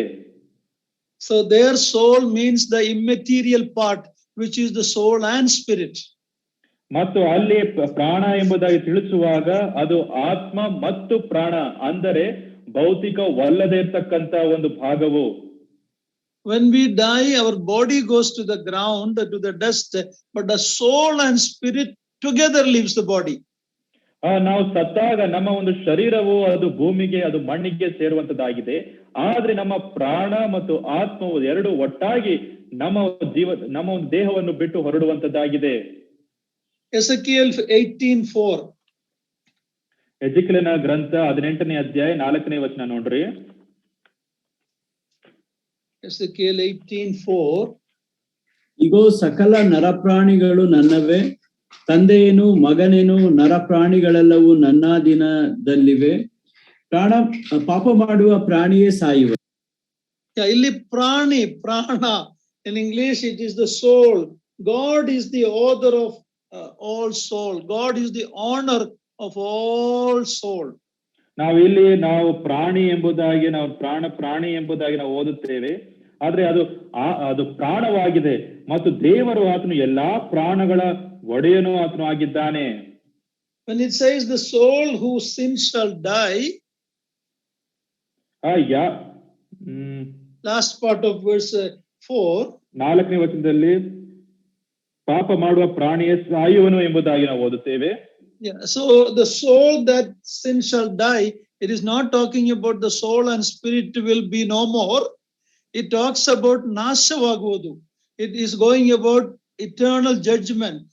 It is not talking about like physical body dying. Okay, papa maduva prani saayuvendu heluvaga prani alle prana atma ನಾಶವಾಗಿ ಹೋಗುವುದೊಂದು ಅರ್ಥ. ನಾವು ಓದುವ ಒಂದು ಸಂಗತಿ, ಪಾಪ ಮಾಡುವ ಪ್ರಾಣಿಯೇ ಸಾಯುವನೆಂಬುದಾಗಿ ತಿಳಿಸುವಾಗ ಒಂದು ದೇಹ ಯಾವ ರೀತಿಯಾಗಿ ಅದು ಸಾವನ್ನಪ್ಪುತ್ತದೋ ಆ ರೀತಿಯಾದ ಒಂದು ಸಂಗತಿ ಅಲ್ಲ, ಅದು ನಾಶವಾಗಲಿಕ್ಕುಂಟು ಎಂಬುದಾಗಿರ್ತಕ್ಕಂಥ ಸಂಗತಿಯನ್ನು ನಾವು ಅರ್ಥ ಮಾಡಿಕೊಳ್ಳಬೇಕು. There are people who claim to be Christians, for example, the Seventh-day Adventist group. ಬೇರೆ ಕ್ರೈಸ್ತರು ಎಂಬುದಾಗಿ ಕರೆಸಲ್ಪಡುವವರು ಅನೇಕ ಪಂಗಡಗಳು ಇದ್ದಾರೆ. ಉದಾಹರಣೆಗೆ ಸೆವೆಂತ್ ಡೇ ಅಡ್ವೆಂಟಿಸ್ಟ್ ರವರು, ಸಬ್ಬತ್ ಏನ್ ಹೇಳ್ತಾನೆ, Sabbath group. They believe when God judges man finally, the wicked, they will be no more. They will die and they will become like ash. They will be no more. ಆ ಮನುಷ್ಯನು ಆತನು ಸತ್ತಾಗ ಆ ಮನುಷ್ಯರು ಅವರೆಲ್ಲರೂ ಸಹ ಅವರು ಬೂದಿಯ ರೀತಿಯಲ್ಲಿ ಅವರು ಆಗ್ಲಿಕ್ಕಿದ್ದಾರೆ. ಅವರು ಯಾವುದೂ ಸಹ ಅಲ್ಲ ಎಂಬುದಾಗಿ ಸಂಗತಿಯನ್ನು ಬೋಧಿಸುವವರಾಗಿರುತ್ತಾರೆ. That's why they don't believe in eternal hell. ಇದಕ್ಕೋಸ್ಕರ ಅವರು ನಿತ್ಯ ನರಕದ ವಿಷಯವಾಗಿ ಅವರು ನಂಬುವುದಿಲ್ಲ. They may say Jesus is a savior.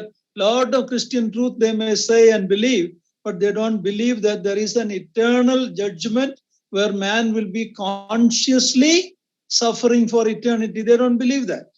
ಆ ಒಂದು ನಿತ್ಯದ ಒಂದು ನ್ಯಾಯ ತೀರ್ಪಿನ ವಿಷಯವಾಗಿ ಆ ಮನುಷ್ಯನು ಅವಿಶ್ವಾಸಿ ಆ ಒಂದು ನ್ಯಾಯ ತೀರ್ಪಿಗೆ ಆತನು ಒಳಗಾಗ್ಲಿಕ್ಕೆ ಇದ್ದಾನೆ ಎಂಬುದಾಗಿರ್ತಕ್ಕಂಥ ಸಂಗತಿಯನ್ನು ಅವರು ನಂಬುವುದಿಲ್ಲ.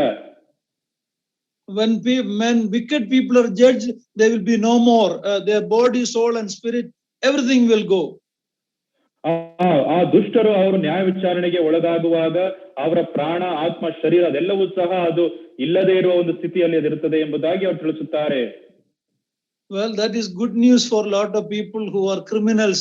The people who commit suicide, they want to be no more. But Bible says, the soul that sinneth, it will die, means it will suffer eternal loss in a conscious way in the lake of fire.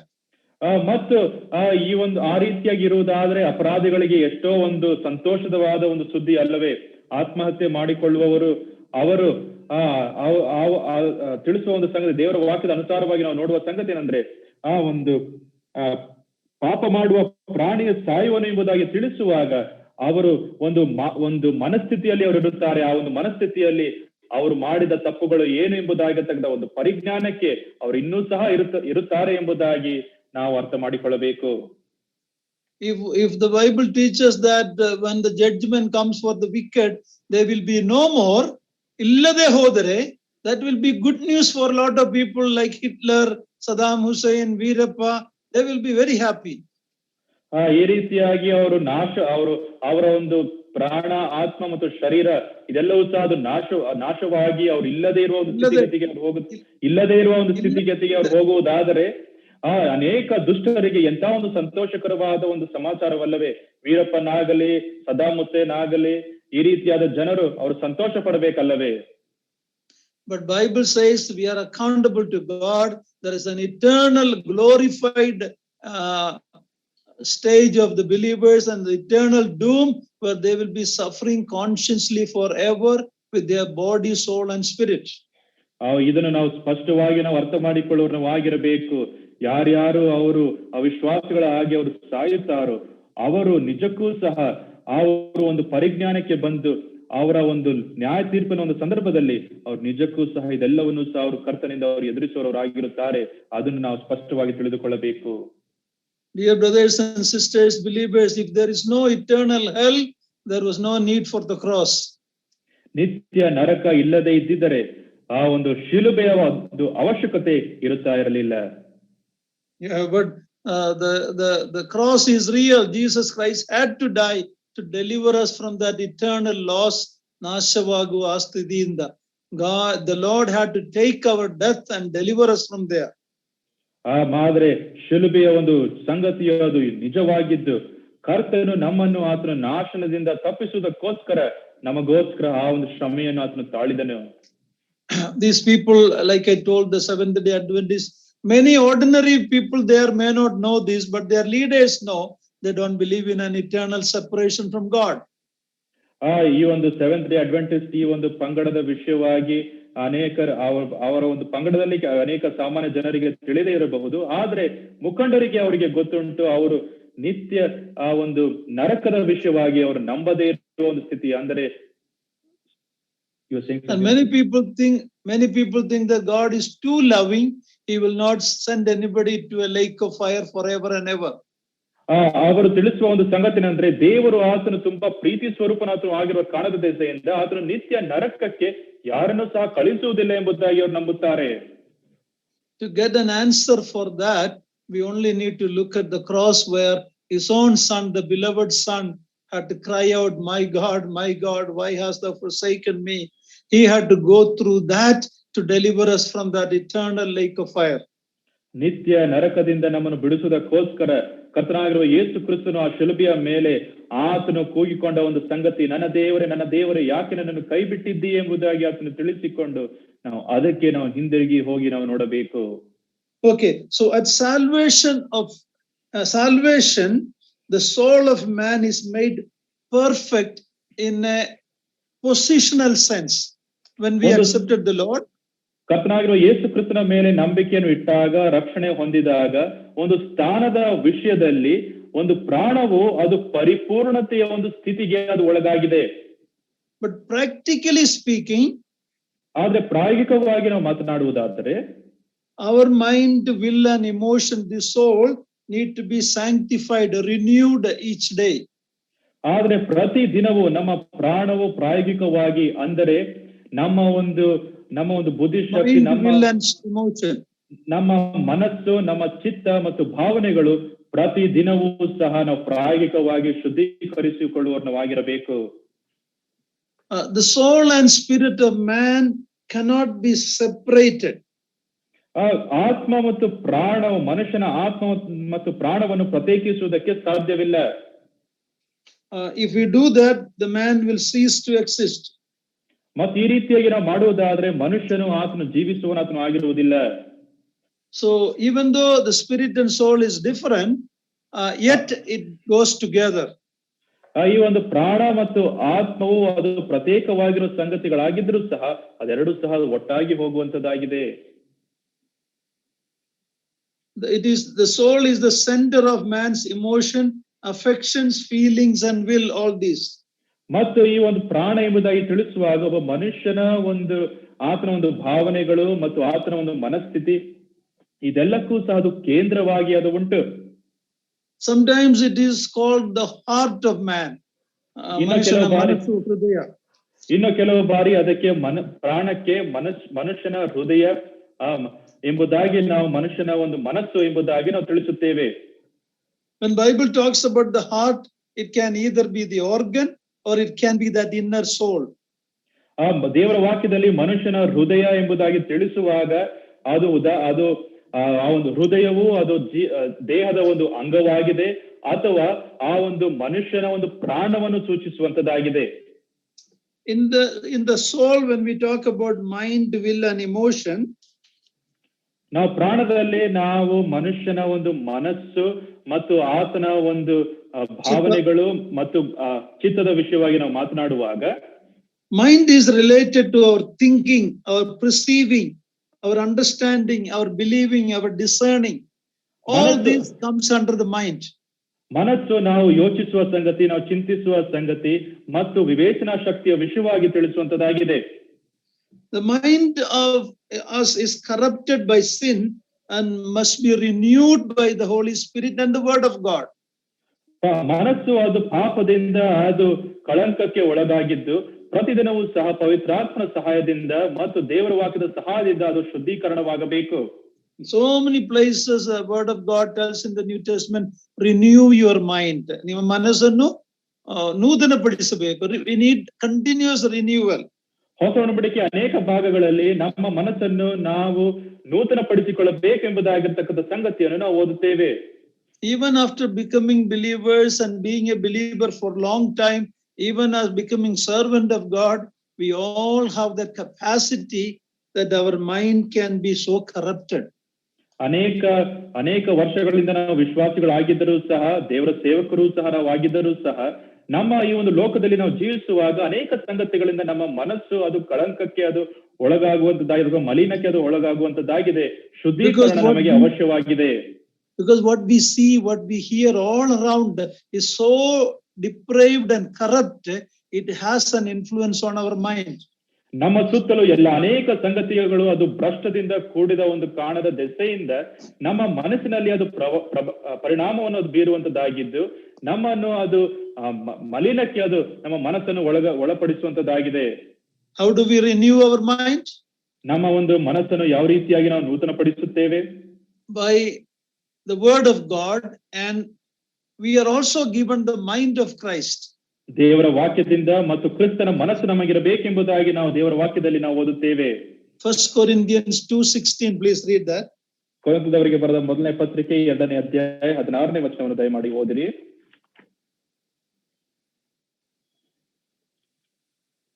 1 Corinthians 2:16. ಕರ್ತನ ಮನಸ್ಸನ್ನು ತಿಳ್ಕೊಂಡು ಆತನಿಗೆ ಉಪದೇಶಿಸುವವನಾರು ಎಂದು ಬರೆದದೆಯಲ್ಲ, ನಮಗಾದರೂ ಕ್ರಿಸ್ತನ ಮನಸ್ಸು ದೊರಕಿತು. Yeah, we can be renewed by the mind that God has given us, which is the mind of Christ. ಕ್ರಿಸ್ತ ಮನಸ್ಸಿನಿಂದ ದೇವರು ನಮಗೆ ಆತನು ಕೊಟ್ಟಿದ್ದಾನೆ, ಅದರಿಂದ ನಮ್ಮ ಮನಸ್ಸನ್ನು ನಾವು ನೂತನಗೊಳಿಸಬಹುದು. And reading and meditating the word will help us to be renewed in our minds. ದೇವರ ವಾಕ್ಯವನ್ನು ಓದುತ್ತಾ, ದೇವರ ವಾಕ್ಯವನ್ನು ಧ್ಯಾನ ಮಾಡುತ್ತಾ ನಮ್ಮ ಒಂದು ಮನಸ್ಸನ್ನು ಅದು ನೂತನಪಡಿಸುವುದಕ್ಕೆ ಅದು ಸಾಧ್ಯವಾಗುವುದಾಗಿದೆ. Now when we talk about the will of man, ಮನುಷ್ಯನ ಚಿತ್ತದ ವಿಷಯವಾಗಿ ನಾವು ಮಾತನಾಡುವಾಗ, that is the aspect of man's soul that relates to choosing and deciding. ಇದು ಒಬ್ಬ ಮನುಷ್ಯನು ಆತನು ನಿರ್ಧರಿಸುವ ಒಂದು ಸಂಗತಿ ಅಥವಾ ಆರಿಸಿಕೊಳ್ಳುವ ಸಂಗತಿಯ ವಿಷಯವಾಗಿ ಮಾತನಾಡುವಂತದ್ದಾಗಿದೆ. It's many times called the free will of man, the exercise to choose. ಮತ್ತು ಇದಕ್ಕೆ ಮನುಷ್ಯನ ಒಂದು ಉಚಿತವಾದ ಚಿತ್ತ ಎಂಬುದಾಗಿ ಅದಕ್ಕೆ ಹೆಸರು. ಆಯ್ಕೆ ಮಾಡುವುದು, to choose. ಆಯ್ಕೆ ಮಾಡುವ ಒಂದು ನಿರ್ಧಾರ. Joshua says in Joshua 24:14 and 15, as for me and my household, we will serve the Lord. ಯೆಹೋಶುವನ ಗ್ರಂಥ 24ನೇ ಅಧ್ಯಾಯ 15ನೇ ವಚನದಲ್ಲಿ, ನಾನು ನನ್ನ ಮನೆಯವರು ಯೆಹೋವನನ್ನೇ ಸೇವಿಸುವೆವು ಎಂಬುದಾಗಿರ್ತಕ್ಕಂಥ ಸಂಗತಿಯನ್ನು ಆತನು ತಿಳಿಸುತ್ತಾನೆ. ಆತನು ಕರ್ತನನ್ನು ನಾನು ಸೇವಿಸುತ್ತೇನೆ ಎಂಬುದಾಗಿರ್ತಕ್ಕಂಥ ಒಂದು ನಿರ್ಧಾರವನ್ನು ಆತನು ತೆಗೆದುಕೊಂಡನು. John 7:17. ಯೋಹಾನ ಬರೆದ ಸುವಾರ್ತೆ 7ನೇ ಅಧ್ಯಾಯ 17ನೇ ವಚನ ನೋಡೋಣ.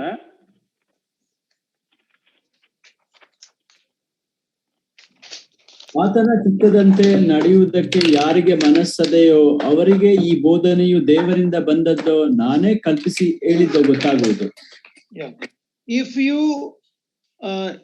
If anyone's will is to do God's will, he will know whether the teaching is from God, whether I'm speaking of my own authority. So we need to have a will to know God's word and do his will. ದೇವರ ವಾಕ್ಯವ ನಾವು ದೇವರ ಒಂದು ಚಿತ್ತವನ್ನು ನೆರವೇರಿಸುವುದಕ್ಕೋಸ್ಕರ ಆ ರೀತಿಯಾದ ಒಂದು ಮನಸ್ಸು ನಮಗಿರುವಂತದ್ದಾಗಿರಬೇಕು ಎಂಬುದಾಗಿ ಈ ವಚನದಿಂದ ನಾವು ಅರ್ಥ ಮಾಡಿಕೊಳ್ಳುತ್ತೇವೆ. When we talk about man's will, ಮನುಷ್ಯನ ಚಿತ್ತದ ವಿಷಯವಾಗಿ ನಾವು ಮಾತನಾಡುವಾಗ, it must be brought into submission to God's will. ಇದು ದೇವರ ಒಂದು ಚಿತ್ತಕ್ಕೆ ಅದು ಒಳಪಡಿಸುವ ಒಂದು ಸಂಗತಿಯಾಗಿರಬೇಕು. Even the Lord Jesus Christ in the Garden of Gethsemane, after telling, if it is possible, take this cup, he said, not my will, but your will. ಕರ್ತನಾಗಿರುವ ಯೇಸು ಕ್ರಿಸ್ತನು ಸಹ ಆತನು ಗೆತ್ಸೆಮನೆ ತೋಟದಲ್ಲಿ ಆತನು ಇರುವಾಗ, ಸಾಧ್ಯವಾಗುವುದಾದ್ರೆ ಈ ಒಂದು ಪಾತ್ರೆ ನನ್ನಿಂದ ತೆಗೆದುಕೋ ಎಂಬುದಾಗಿ ಆತನು ತಿಳಿಸಿ ನಂತರ ಆತನು ಹೇಳಿದ ಒಂದು ಮಾತೇನೆಂದರೆ, ಆದರೆ ನನ್ನ ಚಿತ್ತವಲ್ಲ ನಿನ್ನ ಚಿತ್ತವೇ ನೆರವೇರಲಿ ಎಂಬುದಾಗಿ ಆತನು ತಿಳಿಸಿದನು. The Lord Jesus Christ had no sin in his will. ಕರ್ತನಾಗಿರುವ ಯೇಸು ಕ್ರಿಸ್ತನು ತನ್ನ ಚಿತ್ತದಲ್ಲಿ ಆತನಿಗೆ ಯಾವುದೇ ಒಂದು ಪಾಪವಿರಲಿಲ್ಲ. But Satan was tempting him to do decision based on his own will. ಆದರೆ ಸೈತಾನನು ಕರ್ತನಾಗಿರುವ ಯೇಸು ಕ್ರಿಸ್ತನನ್ನು ಶೋಧಿಸುವುದಕ್ಕೆ ಆತನು ಮುಂದಾದಾಗ, ಕರ್ತನಾಗಿರುವ ಯೇಸು ಕ್ರಿಸ್ತನು ತನ್ನ ಸ್ವಂತ ಚಿತ್ತಕ್ಕೆ ಅನುಸಾರವಾಗಿ ನಿರ್ಧಾರಗಳನ್ನು ತೆಗೆದುಕೊಳ್ಳಲಿ ಎಂಬುದಾಗಿ ಆತನು ಪ್ರೇರೇಪಿಸುತ್ತಾ ಆತನಿದ್ದನು. Even though he is God the Son, when he came to this world, he came as a servant submissive to the Father's will. He said, I always do my Father's will. ಕರ್ತನಾಗಿರುವ ಯೇಸು ಕ್ರಿಸ್ತನು ಆತನು ದೇವರಾಗಿದ್ದು ಮಗನಾದ ದೇವರು ಆತನು ಆಗಿದ್ದರೂ ಸಹ ಈ ಲೋಕಕ್ಕೆ ಆತನು ಬಂದಾಗ ಆತನು ಯಾವಾಗಲೂ ಸಹ ನನ್ನ ತಂದೆಯ ಚಿತ್ತವನ್ನು ನಾನು ನೆರವೇರಿಸುವನಾಗಿದ್ದೇನೆ ಎಂಬುದಾಗಿರ್ತಕ್ಕಂಥ ಸೇವಾ ಮನೋಭಾವ ಆತನಿಗಿತ್ತು. When we talk about the conscience of man, conscience, ನಾವು ಮನುಷ್ಯನ ಮನಸ್ಸಾಕ್ಷಿಯ ವಿಷಯವಾಗಿ ನಾವು ಚಿಂತಿಸುವಾಗ, It is the internal aspect of man's soul related to knowing what is right and wrong. ಯಾವುದು ಒಳ್ಳೆಯದು ಯಾವುದು ಕೆಟ್ಟದ್ದು ಎಂಬುದಾಗಿ ಅರ್ಥ ಮಾಡಿಕೊಳ್ಳುವ ಮನುಷ್ಯನ ಆತ್ಮದಲ್ಲಿ ಇರುವ ಒಂದು ವಿಷಯವಾಗಿದೆ. Every person has a conscience. ಪ್ರತಿಯೊಬ್ಬ ಮನುಷ್ಯನಿಗೂ ಒಂದು ಮನಸಾಕ್ಷಿ ಉಂಟು. The manasakshi, that conscience can accuse or excuse us. Accuse or excuse. ಆ ಒಂದು ಮನಸಾಕ್ಷಿಯು ನಮ್ಮ ಮೇಲೆ ದೂರನ್ನು ಹಾಕುವಂತದ್ದಾಗಿದೆ, ಅಥವಾ ನಮಗೆ ಅದು ಬಿಡುಗಡೆಯನ್ನು ಕೊಡುವಂತದ್ದಾಗಿದೆ. An unbeliever has a conscience. ಒಬ್ಬ ಅವಿಶ್ವಾಸಿಗೂ ಸಹ ಮನಸಾಕ್ಷಿ ಉಂಟು. We have a conscience.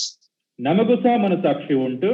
But our conscience is controlled by the Holy Spirit when we yield. ಆದ್ರೆ ನಾವು ಪವಿತ್ರಾತ್ಮನಿಗೆ ನಮ್ಮನ್ನೇ ಒಪ್ಪಿಸಿಕೊಡುವಾಗ ನಮ್ಮ ಮನಸಾಕ್ಷಿಯನ್ನು ಪವಿತ್ರಾತ್ಮನು ಆತನು ಆಡಳಿತ ಮಾಡುವನಾತನು ಆಗಿದ್ದಾನೆ. The unbeliever don't have the Holy Spirit living in him. ಅವಿಶ್ವಾಸಿಯಲ್ಲಿ ಪವಿತ್ರಾತ್ಮನು ಆತನು ವಾಸವಾಗುತ್ತಾ ಇಲ್ಲ. So as believers, because we have the Holy Spirit indwelling in us, ವಿಶ್ವಾಸಿಗಳಾಗಿರುವ ನಾವು ನಮ್ಮಲ್ಲಿ ಪವಿತ್ರಾತ್ಮನು ಆತನು ವಾಸವಾಗಿರುವ ಕಾರಣದ ದೆಸೆಯಿಂದ when we do wrong, ನಾವು ತಪ್ಪುಗಳನ್ನು ಮಾಡುವಾಗ God's Spirit heightens the sensitivity of our conscience to sin. He will bring that awareness to us. ದೇವರು ನಮ್ಮ ಒಂದು ಮನಸಾಕ್ಷಿಯನ್ನು ಒಂದು ಉನ್ನತವಾದ ಜಾಗೃತಿಗೆ ಆತನು ನಡೆಸುವನಾತನು ಆಗಿದ್ದು, ಪಾಪದ ವಿರುದ್ಧವಾಗಿ ನಾವು ಪಾಪ ಮಾಡಬಾರದು ಎಂಬುದಾಗಿರ್ತಕ್ಕಂಥ ಒಂದು ಮನೋಭಾವಕ್ಕೆ ನಮ್ಮನ್ನು ನಡೆಸುವನಾತನು ಆಗಿರುತ್ತಾನೆ. If you as a child of God feeling uncomfortable when we sin, thank God it is the work of the Holy Spirit. ನಾವು ಪಾಪ ಮಾಡಿದಾಗ ನಮಗೆ ನೋವುಂಟು ಆಗುವಾಗ ನಮಗೆ ಏನೋ ಒಂದು ಅಳುಕು ನಮ್ಮನ್ನು ಕಾಡುವುದಾದರೆ ನಾವು ಕರ್ತನಿಗೆ ನಾವು ಸ್ತೋತ್ರ ಸಲ್ಲಿಸೋಣ, ಅದು ಪವಿತ್ರಾತ್ಮನ ಒಂದು ಕಾರ್ಯವೇ ಆಗಿದೆ. That is the proof that you and I are born again children of God. ನೀವು ಮತ್ತು ನಾನು ಕರ್ತನಾಗಿರುವ ಯೇಸು ಕ್ರಿಸ್ತನನ್ನು ನಾವು ನಂಬಿದ್ದೇವೆ, ಹೊಸದಾಗಿ ನಾವು ಹುಟ್ಟಿದ್ದೇವೆ ಎಂಬುದಾಗಿರ್ತಕ್ಕಂಥ ಪುರಾವೆ ಇದುವೇ ಆಗಿದೆ. A believer, even when he backslides, he cannot completely enjoy sin.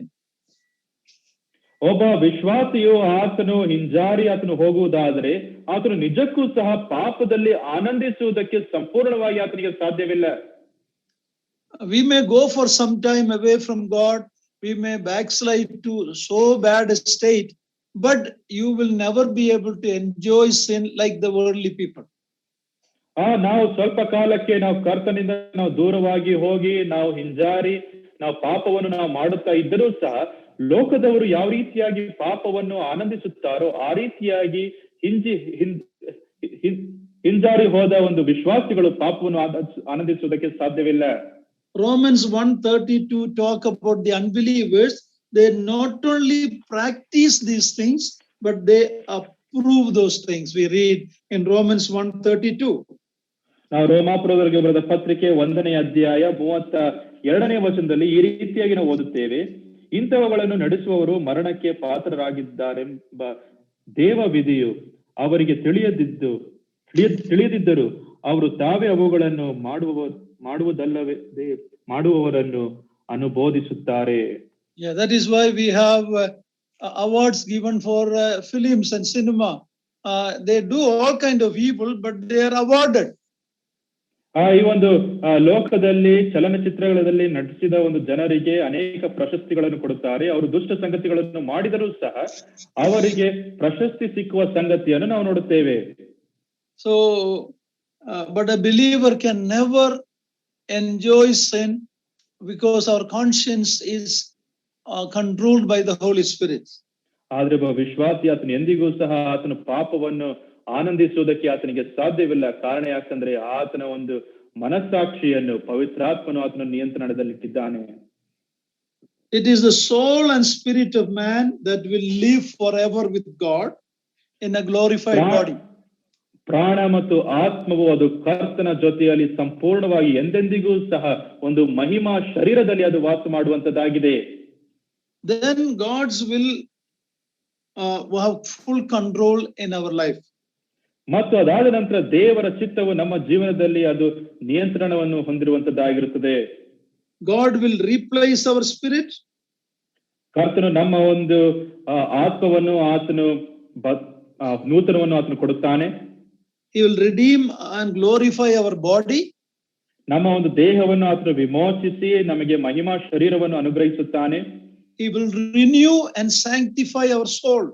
ಮತ್ತು ಆತನು ನೂತನಗೊಳಿಸಿ ನಮ್ಮ ಆ ಪ್ರಾಣವನ್ನು ಆತನು ಹೊಸದಾಗಿ ಆತನು ಮಾಡುವನಾತನು ಆಗಿದ್ದಾನೆ, ಶುದ್ಧೀಕರಣ ಮಾಡುವನಾತನು ಆಗಿದ್ದಾನೆ. So even though we are a new creation in Christ now, that complete fullness of that will happen when we meet God, meet the Lord.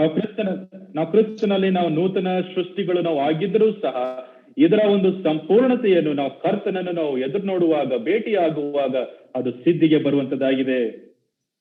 Okay, now we look at the fall of man. ಈಗ ನಾವು ಮನುಷ್ಯನ ಬೀಳುವಿಕೆ ವಿಷಯವಾಗಿ ನಾವು ನೋಡೋಣ.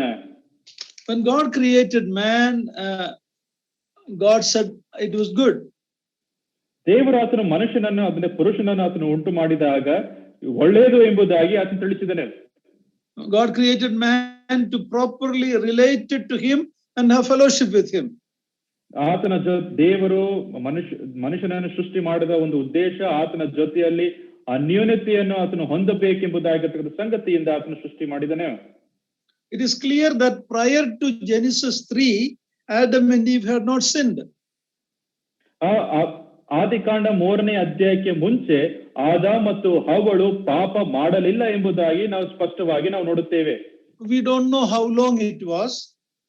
ಎಷ್ಟು ಕಾಲ ಎಂಬುದಾಗಿ ನಮಗೆ ಅಲ್ಲಿ ತಿಳಿಸಲ್ಪಟ್ಟಿಲ್ಲ.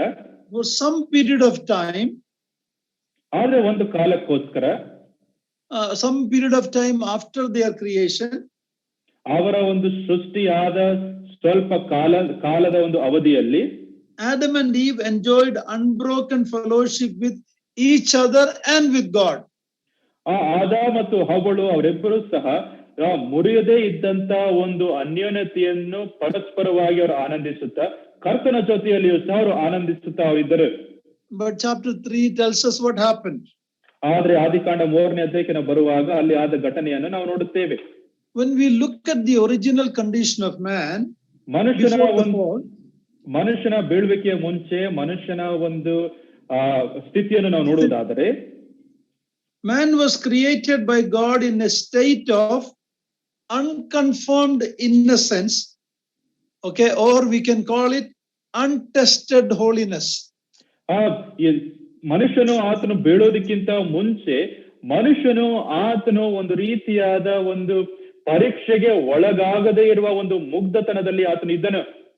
Yeah, unconformed innocence. I have written like this: ಸ್ಥಿರಗೊಳಿಸದೇ ಇದ್ದ ಮುಕ್ತತೆ. Okay, it was not confirmed. ಸ್ಥಿರತೆಗೊಳಿಸಲಾದಂತ ಒಂದು ಮುಗ್ಧತೆಯಲ್ಲಿ ಆತನು ಇದ್ದನು ಎಂಬುದಾಗಿ ನಾವು ನೋಡುತ್ತೇವೆ. ಅಂದ್ರೆ ಅದು ಪರೀಕ್ಷೆಗೆ ಆತನ ಮುಗ್ಧತೆ ಒಳಗಾಗಲಿಲ್ಲ. His holiness was untested. ಆತನ ಒಂದು ಪರಿಶುದ್ಧತೆ ಅದು ಪರೀಕ್ಷೆಗೆ ಅದು ಒಳಗಾಗಲಿಲ್ಲ. Man was not perfect like God. ಮನುಷ್ಯನು ಆತನು ದೇವರ ರೀತಿಯಲ್ಲಿ ಆತನು ಸಂಪೂರ್ಣ ಆತನು ಆಗಿರಲಿಲ್ಲ. But he did not sin. He had no sin. ಆದ್ರೆ ಆತನಲ್ಲಿ ಯಾವುದೇ ಪಾಪ ಇರಲಿಲ್ಲ. But in order for man's obedience and worship to God to be meaningful, it had to be voluntary. ಆದ್ರೆ ದೇವರ ಮನುಷ್ಯನು ಆತನ ಒಂದು ವಿಧೇಯತ್ವ ಮತ್ತು ಆತನ ಅವಿಧೇಯತ್ವ ಅದು ಸರಿಯಾಗಿ ಅದು ವ್ಯಕ್ತಪಡಿಸಬೇಕಾದ್ರೆ ಅದು ಸ್ವಯಂ ಪ್ರೇರೇಪಣೆಯಿಂದ ಅದಾಗಬೇಕಾಗಿತ್ತು. A lot of people might have asked you, God knew all this is going to happen. Why did he put that tree there in the Garden of Eden? Why did he allow that? All those questions you might have heard. ಅನೇಕ ಈ ರೀತಿಯಾದ ಪ್ರಶ್ನೆಗಳನ್ನು ನೀವು ಕೇಳಿರಬಹುದು. ದೇವರಿಗೆ ಎಲ್ಲವೂ ಸಹ ತಿಳಿದ ಒಂದು ಸಂಗತಿ ಆಗಿದ್ದರೆ ದೇವರು ಯಾಕೆ ಒಂದು ತೋಟದ ಮಧ್ಯದಲ್ಲಿ ಆ ಒಂದು ಮರವನ್ನು ಇಟ್ಟನು ಎಂಬುದಾಗಿ ಪ್ರಶ್ನೆ ನಮಗೆ ಕೇಳುತ್ತಾರೆ ಅಲ್ಲವೇ? See, it is our worship and our obedience to God has to be voluntary. ನಮ್ಮ ಒಂದು ಆರಾಧನೆ ಮತ್ತು ನಮ್ಮ ಒಂದು ವಿಧೇಯತ್ವ ಕರ್ತನ ಒಂದು ದಿಕ್ಕಿಗೆ ಅದು ಸ್ವಯಂ ಪ್ರೇರೇಪಣೆಯಿಂದ ಆಗಬೇಕು. See, God never asks us to do anything by force. ದೇವರು ಯಾವುದೇ ಒಂದು ಸಂಗತಿಯನ್ನು ಆತನು ಒತ್ತಡದಿಂದ ನಮ್ಮನ್ನು ಮಾಡುವುದಕ್ಕೆ ಆತನು ಬಿಡುವವನಲ್ಲ. We are not created as Yandra Manushya, robot. ನಾವೊಬ್ಬ ಯಂತ್ರ ಮನುಷ್ಯನ ಹಾಗೆ, ಒಂದು ರೋಬೋಟಿನ ಹಾಗೆ ನಮ್ಮನ್ನು ಕರ್ತನು ಸೃಷ್ಟಿಸಲಿಲ್ಲ. So when we talk about the fall of man, ನಾವು ಮನುಷ್ಯನ ಬೀಳುವಿಕೆ ವಿಷಯವಾಗಿ ನಾವು ಮಾತನಾಡುವಾಗ, because of this choice God has given to man, ದೇವರು ಮನುಷ್ಯನಿಗೆ ಈ ಒಂದು ಆರಿಸುವಿಕೆಯನ್ನು ಆತನು ಕೊಟ್ಟ ಕಾರಣದ ದೆಸೆಯಿಂದ there is placed in man the capacity or free will to choose to do good or evil. ಮನುಷ್ಯನು ಆತನು ಒಳ್ಳೆಯದನ್ನಾಗಲಿ ಅಥವಾ ಕೆಟ್ಟದನ್ನಾಗಲಿ ಮಾಡೋದಕ್ಕೋಸ್ಕರ ಆತನಿಗೆ ಒಂದು ಸ್ವಂತ ಚಿತ್ತ ಆತನಿಗೆ ಉಂಟು ಎಂಬುದಾಗಿ ನಾವು ಇದರಿಂದ ನಾವು ಅರ್ಥ ಮಾಡಿಕೊಳ್ಳುತ್ತೇವೆ. He could obey or not obey God. ಆತನು ದೇವರಿಗೆ ವಿಧೇಯರಾಗಬಹುದು ಅಥವಾ ದೇವರಿಗೆ ವಿಧೇಯನಾಗದೆಯೂ ಸಹ ಇರಬಹುದು. You could sin or not sin. ಆತನು ಪಾಪ ಬೇಕಾದ್ರೆ ಮಾಡಬಹುದು, ಬೇಡವಾದರೆ ಮಾಡದೇ ಇರಬಹುದು. So first thing understand, there is a capacity to sin. ಮೊದಲನೇದಾಗಿ ನಾವು ಅರ್ಥ ಮಾಡಿಕೊಳ್ಳುವ ಒಂದು ಸಂಗತಿ ಅಂದ್ರೆ ಪಾಪ ಮಾಡುವ ಒಂದು ಸಾಮರ್ಥ್ಯ ಉಂಟು. Or not to sin. ಪಾಪ ಮಾಡಬಾರದು ಎಂಬುದಾಗಿರ್ತಕ್ಕಂಥ ಒಂದು ಸಾಮರ್ಥ್ಯ ಅಂದ್ರೆ ಪಾಪ ಮಾಡಬಾರದು ಎಂಬುದಾಗಿರ್ತಕ್ಕಂಥ ಮನಸ್ಥಿತಿಯು ಸಹ ಉಂಟು. Second thing, ಎರಡನೇದಾಗಿ God put into man some restrictions, some prohibition, a law, a command. ದೇವರು ಆತನು ಮನುಷ್ಯನಲ್ಲಿ ಕೆಲವು ಸಂಗತಿಗಳನ್ನು ನೀವು ಮಾಡಬಾರದು ಮತ್ತು ಕೆಲವು ಸಂಗತಿಗಳು ನಿಷೇಧವಾಗಿದೆ ಎಂಬುದಾಗಿರ್ತಕ್ಕಂಥ ಕೆಲವು ನೀತಿ ಕ್ರಮಗಳನ್ನು ದೇವರು ಮನುಷ್ಯನಿಗೆ ಕೊಟ್ಟನು. God clearly communicated to Adam the one restriction. ದೇವರು ಆತನು ಆದಾಮನಿಗೆ ಸ್ಪಷ್ಟವಾಗಿ ಆತನಿಗೆ ಇದ್ದ ಒಂದು ನಿಷೇಧವಾದ ಸಂಗತಿ ಏನು ಎಂಬುದಾಗಿ ಸರಿಯಾಗಿ ಸ್ಪಷ್ಟವಾಗಿ ದೇವರು ತಿಳಿಸಿದನು. That restriction was designed to test man's obedience. ಈ ಒಂದು ಎಲ್ಲೆಯನ್ನು ಮನುಷ್ಯನ ಒಂದು ಅವಿಧೇಯತ್ವವನ್ನು ಪರೀಕ್ಷೆ ಮಾಡುವುದಕ್ಕೋಸ್ಕರ ದೇವರು ಆತನು ಮಾಡಿದ to obey, test his obedience. ಆತನ ವಿಧೇಯತ್ವವನ್ನು ಪರೀಕ್ಷಿಸುವುದಕ್ಕೋಸ್ಕರ ಆ ದೇವರು ಆತನು ಈ ರೀತಿಯಾದ ಒಂದು ಕ್ರಮವನ್ನು ಆತನು ಕೊಟ್ಟನು. To determine if he would choose to obey God when given a chance or disobey. ಆತನಿಗೆ ಒಂದು ಅವಕಾಶ ಸಿಕ್ಕಿದಾಗ ಮನುಷ್ಯನು ಆತನು ವಿಧೇಯನಾಗುತ್ತಾನೋ ಅಥವಾ ಅವಿಧೇಯನಾಗುತ್ತಾನೋ ಇಲ್ಲವೋ ಎಂಬುದಾಗಿ ನೋಡುವುದಕ್ಕೋಸ್ಕರ. That restriction is set forth in Genesis chapter 2 verse 16 and 17. Please read that. ಈ ಒಂದು ಕ್ರಮವನ್ನು ನಾವು ಆದಿಕಾಂಡ ಪುಸ್ತಕ 2ನೇ ಅಧ್ಯಾಯ 16-17ನೇ ವಚನದಲ್ಲಿ ನಾವು ಅದನ್ನು ನೋಡುತ್ತೇವೆ. ಅದನ್ನು ಓದಿಕೊಳ್ಳೋಣ. ಇದಲ್ಲದೆ ಯೆಹೋವ ದೇವರು ಆ ಮನುಷ್ಯನಿಗೆ, ನೀನು ತೋಟದಲ್ಲಿರುವ ಎಲ್ಲಾ ಮರಗಳ ಹಣ್ಣುಗಳನ್ನು ಯಥೇಚ್ಛವಾಗಿ ತಿನ್ನಬಹುದು, ಒಳ್ಳೆದರ ಕೆಟ್ಟದರ ಅರುಹನ್ನು ಹುಟ್ಟಿಸುವ ಮರದ ಹಣ್ಣನ್ನು ಮಾತ್ರ ತಿನ್ನಬಾರದು, ತಿಂದ ದಿನ ಸತ್ತು ಹೋಗುವಿ ಎಂದು ವಿಧಿಸಿದನು. The restriction was very clearly set forth. ಅಲ್ಲಿದ್ದ ಒಂದು ಮಿತಿಯು ಅದು ಯಾವಾಗ ತುಂಬಾ ಸ್ಪಷ್ಟವಾಗಿ ಅದು ತಿಳಿಸಿದ ಒಂದು ಸಂಗತಿ ಆಗಿತ್ತು. God gave man complete freedom to eat from any other tree in the garden. ಆ ಒಂದು ತೋಟದಲ್ಲಿ ಬೇರೆ ಯಾವುದೇ ಒಂದು ಮರದಿಂದ ಮನುಷ್ಯನು ಹಣ್ಣುಗಳನ್ನು ತಿನ್ನಬಹುದಾಗಿತ್ತು. And also warned man of the consequence of disobedience. ಮತ್ತು ಮನುಷ್ಯನು ಆತನು ಅವಿಧೇಯನಾತನು ಆಗುವುದಾದರೆ ಅದಕ್ಕೆ ಬರುವ ಪರಿಣಾಮಗಳು ಏನೆಂಬುದಾಗಿಯೂ ಸಹ ಆತನು ತಿಳಿಸಿದನು. Now when we look at the fall of man, we see the temptation man faced. ಮತ್ತು ನಾವು ಮನುಷ್ಯನ ಒಂದು ಬೀಳುವಿಕೆ ವಿಷಯವಾಗಿ ನಾವು ಅಧ್ಯಯನ ಮಾಡುವಾಗ ಮನುಷ್ಯನಿಗೆ ಬಂದ ಶೋಧನೆಯ ವಿಷಯವಾಗಿ ನಾವು ನೋಡುತ್ತೇವೆ. Genesis 3:1-5. ಆದಿಕಾಂಡ ಪುಸ್ತಕ 3ನೇ ಅಧ್ಯಾಯ 1ನೇ ವಚನದಿಂದ 5ನೇ ವಚನ ತನಕ ನೋಡ್ರಿ. Please read that. ಯೆಹೋವ ದೇವರು ಉಂಟು ಮಾಡಿದ ಎಲ್ಲ ಭೂಜಂತುಗಳಲ್ಲಿ ಸರ್ಪವು ಯುಕ್ತಿಯುಳ್ಳದಾಗಿತ್ತು. ಅದು ಸ್ತ್ರೀಯ ಬಳಿಗೆ ಬಂದು, ಏನವ್ವಾ, ತೋಟದಲ್ಲಿರುವ ಎಲ್ಲಾ ಮರದ ಹಣ್ಣನ್ನು ನೀವು ತಿನ್ನಬಾರದೆಂದು ದೇವರು ಅಪ್ಪಣೆ ಕೊಟ್ಟಿರುವುದು ನಿಜವೋ ಎಂದು ಕೇಳಲು ಸ್ತ್ರೀಯು, ತೋಟದಲ್ಲಿರುವ ಈ ಮರಗಳ ಹಣ್ಣುಗಳನ್ನು ನಾವು ತಿನ್ನಬಹುದು, ಆದರೆ ತೋಟದ ಮಧ್ಯದಲ್ಲಿರುವ ಈ ಮರದ ಫಲದ ವಿಷಯವಾಗಿ ಇದನ್ನು ತಿನ್ನಲೂ ಕೂಡದು, ಮುಟ್ಟಲೂ ಕೂಡದು, ತಿಂದರೆ ಸಾಯುವಿರಿ ಎಂದು ದೇವರು ಹೇಳಿದ್ದಾನೆ ಅಂದಳು. ಆಗ ಸರ್ಪವು ಸ್ತ್ರೀಗೆ, ನೀವು ಹೇಗೂ ಸಾಯುವುದಿಲ್ಲ, ನೀವು ಇದರ ಹಣ್ಣನ್ನು ತಿಂದಾಗಲೇ ನಿಮ್ಮ ಕಣ್ಣುಗಳು ತೆರೆಯುವವು, ನೀವು ದೇವರಂತೆ ಆಗಿ ಒಳ್ಳೆದರ ಕೆಟ್ಟದರ ಭೇದವನ್ನು ಅರಿತವರಾಗಿರುವಿರಿ, ಇದು ದೇವರಿಗೆ ಚೆನ್ನಾಗಿ ಗೊತ್ತುಂಟು ಅಂದಿತ್ತು. Yeah, here we see the temptation that led to man's fall.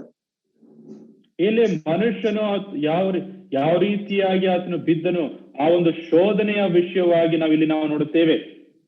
Now we have to understand that before this happened, Satan has sinned and fallen.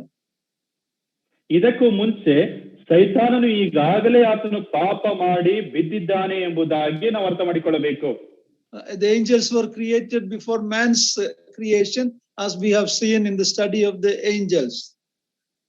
ಆ ದೂತರ ಒಂದು ಅಧ್ಯಾಯದಲ್ಲಿ ನಾವು ಈಗಾಗಲೇ ನೋಡಿದ್ದೇವೆ. ಮನುಷ್ಯನ ಒಂದು ಸೃಷ್ಟಿಗಿಂತಲೂ ಮುಂಚೆಯೇ ದೇವದೂತರು ಅವರು ಸೃಷ್ಟಿಯಾದರು. And God allowed Satan to be the instrument through whom he would test man's obedience. ಮತ್ತು ಮನುಷ್ಯನ ಒಂದು ವಿಧೇಯತ್ವವನ್ನು ಪರೀಕ್ಷಿಸುವುದಕ್ಕೋಸ್ಕರ ದೇವರು ಆತನು ಸೈತಾನನನ್ನು ಆತನು ಉಪಯೋಗಿಸಿದನು. Like an instrument. ಆ ಒಂದು ಆಯುಧದ ರೀತಿಯಲ್ಲಿ ಆತನು ಉಪಯೋಗಿಸಿದನು. ಒಂದು ಉಪಕರಣ ಅಲ್ಲ. Look at Revelation chapter 12 verse 7 to 10. ಆದಿಕಾಂಡ ಪುಸ್ತಕ 12ನೇ ಅಧ್ಯಾಯ 7ನೇ ವಚನದಿಂದ 12ನೇ ವಚನ ತನಕ ನೋಡ್ರಿ. Genesis 12 now, okay? Yes, 12 7 to 10. 7ನೇ ವಚನದಿಂದ 10ನೇ ವಚನಕ್ಕೆ. ಆದಿಕಾಂಡ ಪುಸ್ತಕ 12ನೇ ಅಧ್ಯಾಯ 7ರಿಂದ 10. ಪರಲೋಕದಲ್ಲಿ ಯುದ್ಧ ನಡೆಯಿತು. ಮಿಕಾಯೇಲನು ಅವನ ದೂತರು ಘಟಸರ್ಪನ ಮೇಲೆ ಯುದ್ಧ ಮಾಡೋದಕ್ಕೆ ಹೊರಟರು. ಘಟಸರ್ಪನು ಅವನ ದೂತರು ಯುದ್ಧ ಮಾಡಿ ಸೋತು ಹೋದರು ಮತ್ತು ಪರಲೋಕದೊಳಗೆ ಅವರಿಗೆ ಸ್ಥಾನವು ತಪ್ಪಿ ಹೋಯಿತು. ಭೂಲೋಕದವರನ್ನೆಲ್ಲ ಮುರಳುಗೊಳಿಸುವ ಆ ಮಹಾ ಘಟಸರ್ಪನು, ಅಂದರೆ ಪಿಶಾಚನಿಂತಲೂ ಸೈತಾನಿಂತಲೂ ಹೆಸರುಳ್ಳ ಪುರಾತನ ಸರ್ಪವು ದೊಬ್ಬಲ್ಪಟ್ಟು ಭೂಮಿಗೆ ಬಿದ್ದನು. ಅವನ ದೂತರು ಅವನೊಂದಿಗೆ ದೊಬ್ಬಲ್ಪಟ್ಟರು. So there is a reference in Revelation about the fall of Satan, Lucifer and his angels. ನಾವು ಪ್ರಕಟಣೆ ಪುಸ್ತಕದಲ್ಲಿ ನಾವು ನೋಡುವ ಒಂದು ಸಂಗತಿ ಏನೆಂದರೆ ಅಲ್ಲಿ ಸೈತಾನನ ಆತನು ಮತ್ತು ಆತನ ದೂತರು ಯಾವ ರೀತಿಯಾಗಿ ಅವರು ಬಿದ್ದರು ಎಂಬುದಾಗಿರ್ತಕ್ಕಂಥ ವಿವರಣೆಯನ್ನು ನಾವು ನೋಡುತ್ತೇವೆ. So God used or God allowed Satan to be the instrument through which to test man's obedience. ನಾವು ಮನುಷ್ಯನ ಒಂದು ವಿಧೇಯತ್ವವನ್ನು ಪರೀಕ್ಷಿಸುವುದಕ್ಕೋಸ್ಕರ ದೇವರು ಆತನು ಸೈತಾನನನ್ನು ಒಂದು ಉಪಕರಣದ ರೀತಿಯಲ್ಲಿ ಆತನು ಉಪಯೋಗಿಸಿದನು. Satan took the form of a serpent. ಸೈತಾನನು ಆತನು ಸರ್ಪದ ರೂಪವನ್ನು ತೆಗೆದುಕೊಂಡನು. He keeps that name, Gada Sarpa, Puradana Sarpa. These are the names that he still has. ಆತನಿಗೆ ಈಗಲೂ ಸಹ ಇರ್ತಕ್ಕಂಥ ಒಂದು ಹೆಸರುಗಳು ಅದೇನೆಂದ್ರೆ ಘಟಸರ್ಪ ಅಥವಾ ಪುರಾತನ ಸರ್ಪ ಎಂಬುದಾಗಿ ಆತನಿಗೆ ಹೆಸರುಂಟು. But what is actually serpent means? Do you know? ಆದ್ರೆ ಸರ್ಪ ಎಂಬುದಾಗಿ ಹೇಳುವಾಗ ಅದರ ಅರ್ಥವೇನೆಂಬುದಾಗಿ ನಿಮಗೆ ಗೊತ್ತುಂಟು? It is a shiny one. That's what it means. Holayuva, shobiswa, shining one. That's what it means. ಸರ್ಪ ಎಂಬುದಾಗಿ ತಿಳಿಸುವಾಗ ಅದು ಹೊಳೆಯುವ ಅಥವಾ ಶೋಭಿಸುವ ಎಂಬುದಾಗಿ ಅರ್ಥ. Of course, Lucifer was a beautiful creation when God created him, as we read in Ezekiel 28. ಎಜೆಕ್ಲನ ಗ್ರಂಥ 28ನೇ ಅಧ್ಯಾಯದಲ್ಲಿ ನಾವು ಓದುವ ಪ್ರಕಾರ ಲೂಸಿಫರನು ಆತನು ತುಂಬಾ ಸುಂದರನು ಆತನು ಆಗಿದ್ದಾನೆ ಎಂಬುದಾಗಿ ನಾವು ಓದುತ್ತೇವೆ. Now, when we look at the temptation Adam and Eve faced in the garden, Eden ತೋಟದಲ್ಲಿ ಆದಾಮ ಮತ್ತು ಹವ್ವಳು ಎದುರಿಸಿದ ಒಂದು ಶೋಧನೆಯ ವಿಷಯವಾಗಿ ನಾವು ನೋಡುವಾಗ, as we study about the fall of man, ಮನುಷ್ಯನ ಬೀಳುವಿಕೆಯ ವಿಷಯದಲ್ಲಿ ನಾವು ಮಾತನಾಡುತ್ತಾ ಇರುವಾಗ, we can compare the temptation they faced in the garden to the temptation Jesus Christ faced in the wilderness.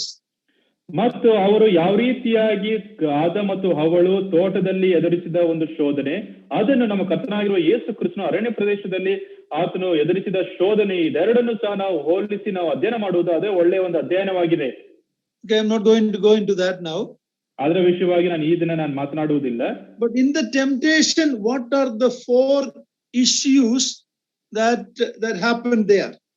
ಆದ್ರೆ ಈ ಒಂದು ಶೋಧನೆಯಲ್ಲಿ ಆದ 4 ಸಮಸ್ಯೆಗಳು ಏನೆಂಬುದಾಗಿ ನಾವು ನೋಡೋಣ. Number one, ಮೊದಲನೇದಾಗಿ Satan raised doubts about the truth of God's word. ಸೈತಾನನು ಆತನು ದೇವರ ವಾಕ್ಯದ ವಿಷಯವಾದ ಸಂಶಯಗಳನ್ನು ಆತನು ಆ ಮನುಷ್ಯರಲ್ಲಿ ಆತನು ಹುಟ್ಟಿಸಿದನು. As God really said, ದೇವರು ನಿಜಕ್ಕೂ ಆತನು ತಿಳಿಸಿದನೋ ಎಂಬುದಾಗಿ ಆತನು ಕೇಳುತ್ತಾನೆ. he raised doubts. ಆತನು ಸಂಶಯಗಳನ್ನು ಆತನು ಹುಟ್ಟಿಸಿದನು. See, we all may have doubts from the word of God. ದೇವರ ವಾಕ್ಯವನ್ನು ಓದುವಾಗ ನಮ್ಮೆಲ್ಲರಿಗೂ ಸಹ ಸಂಶಯಗಳು ಉಂಟು.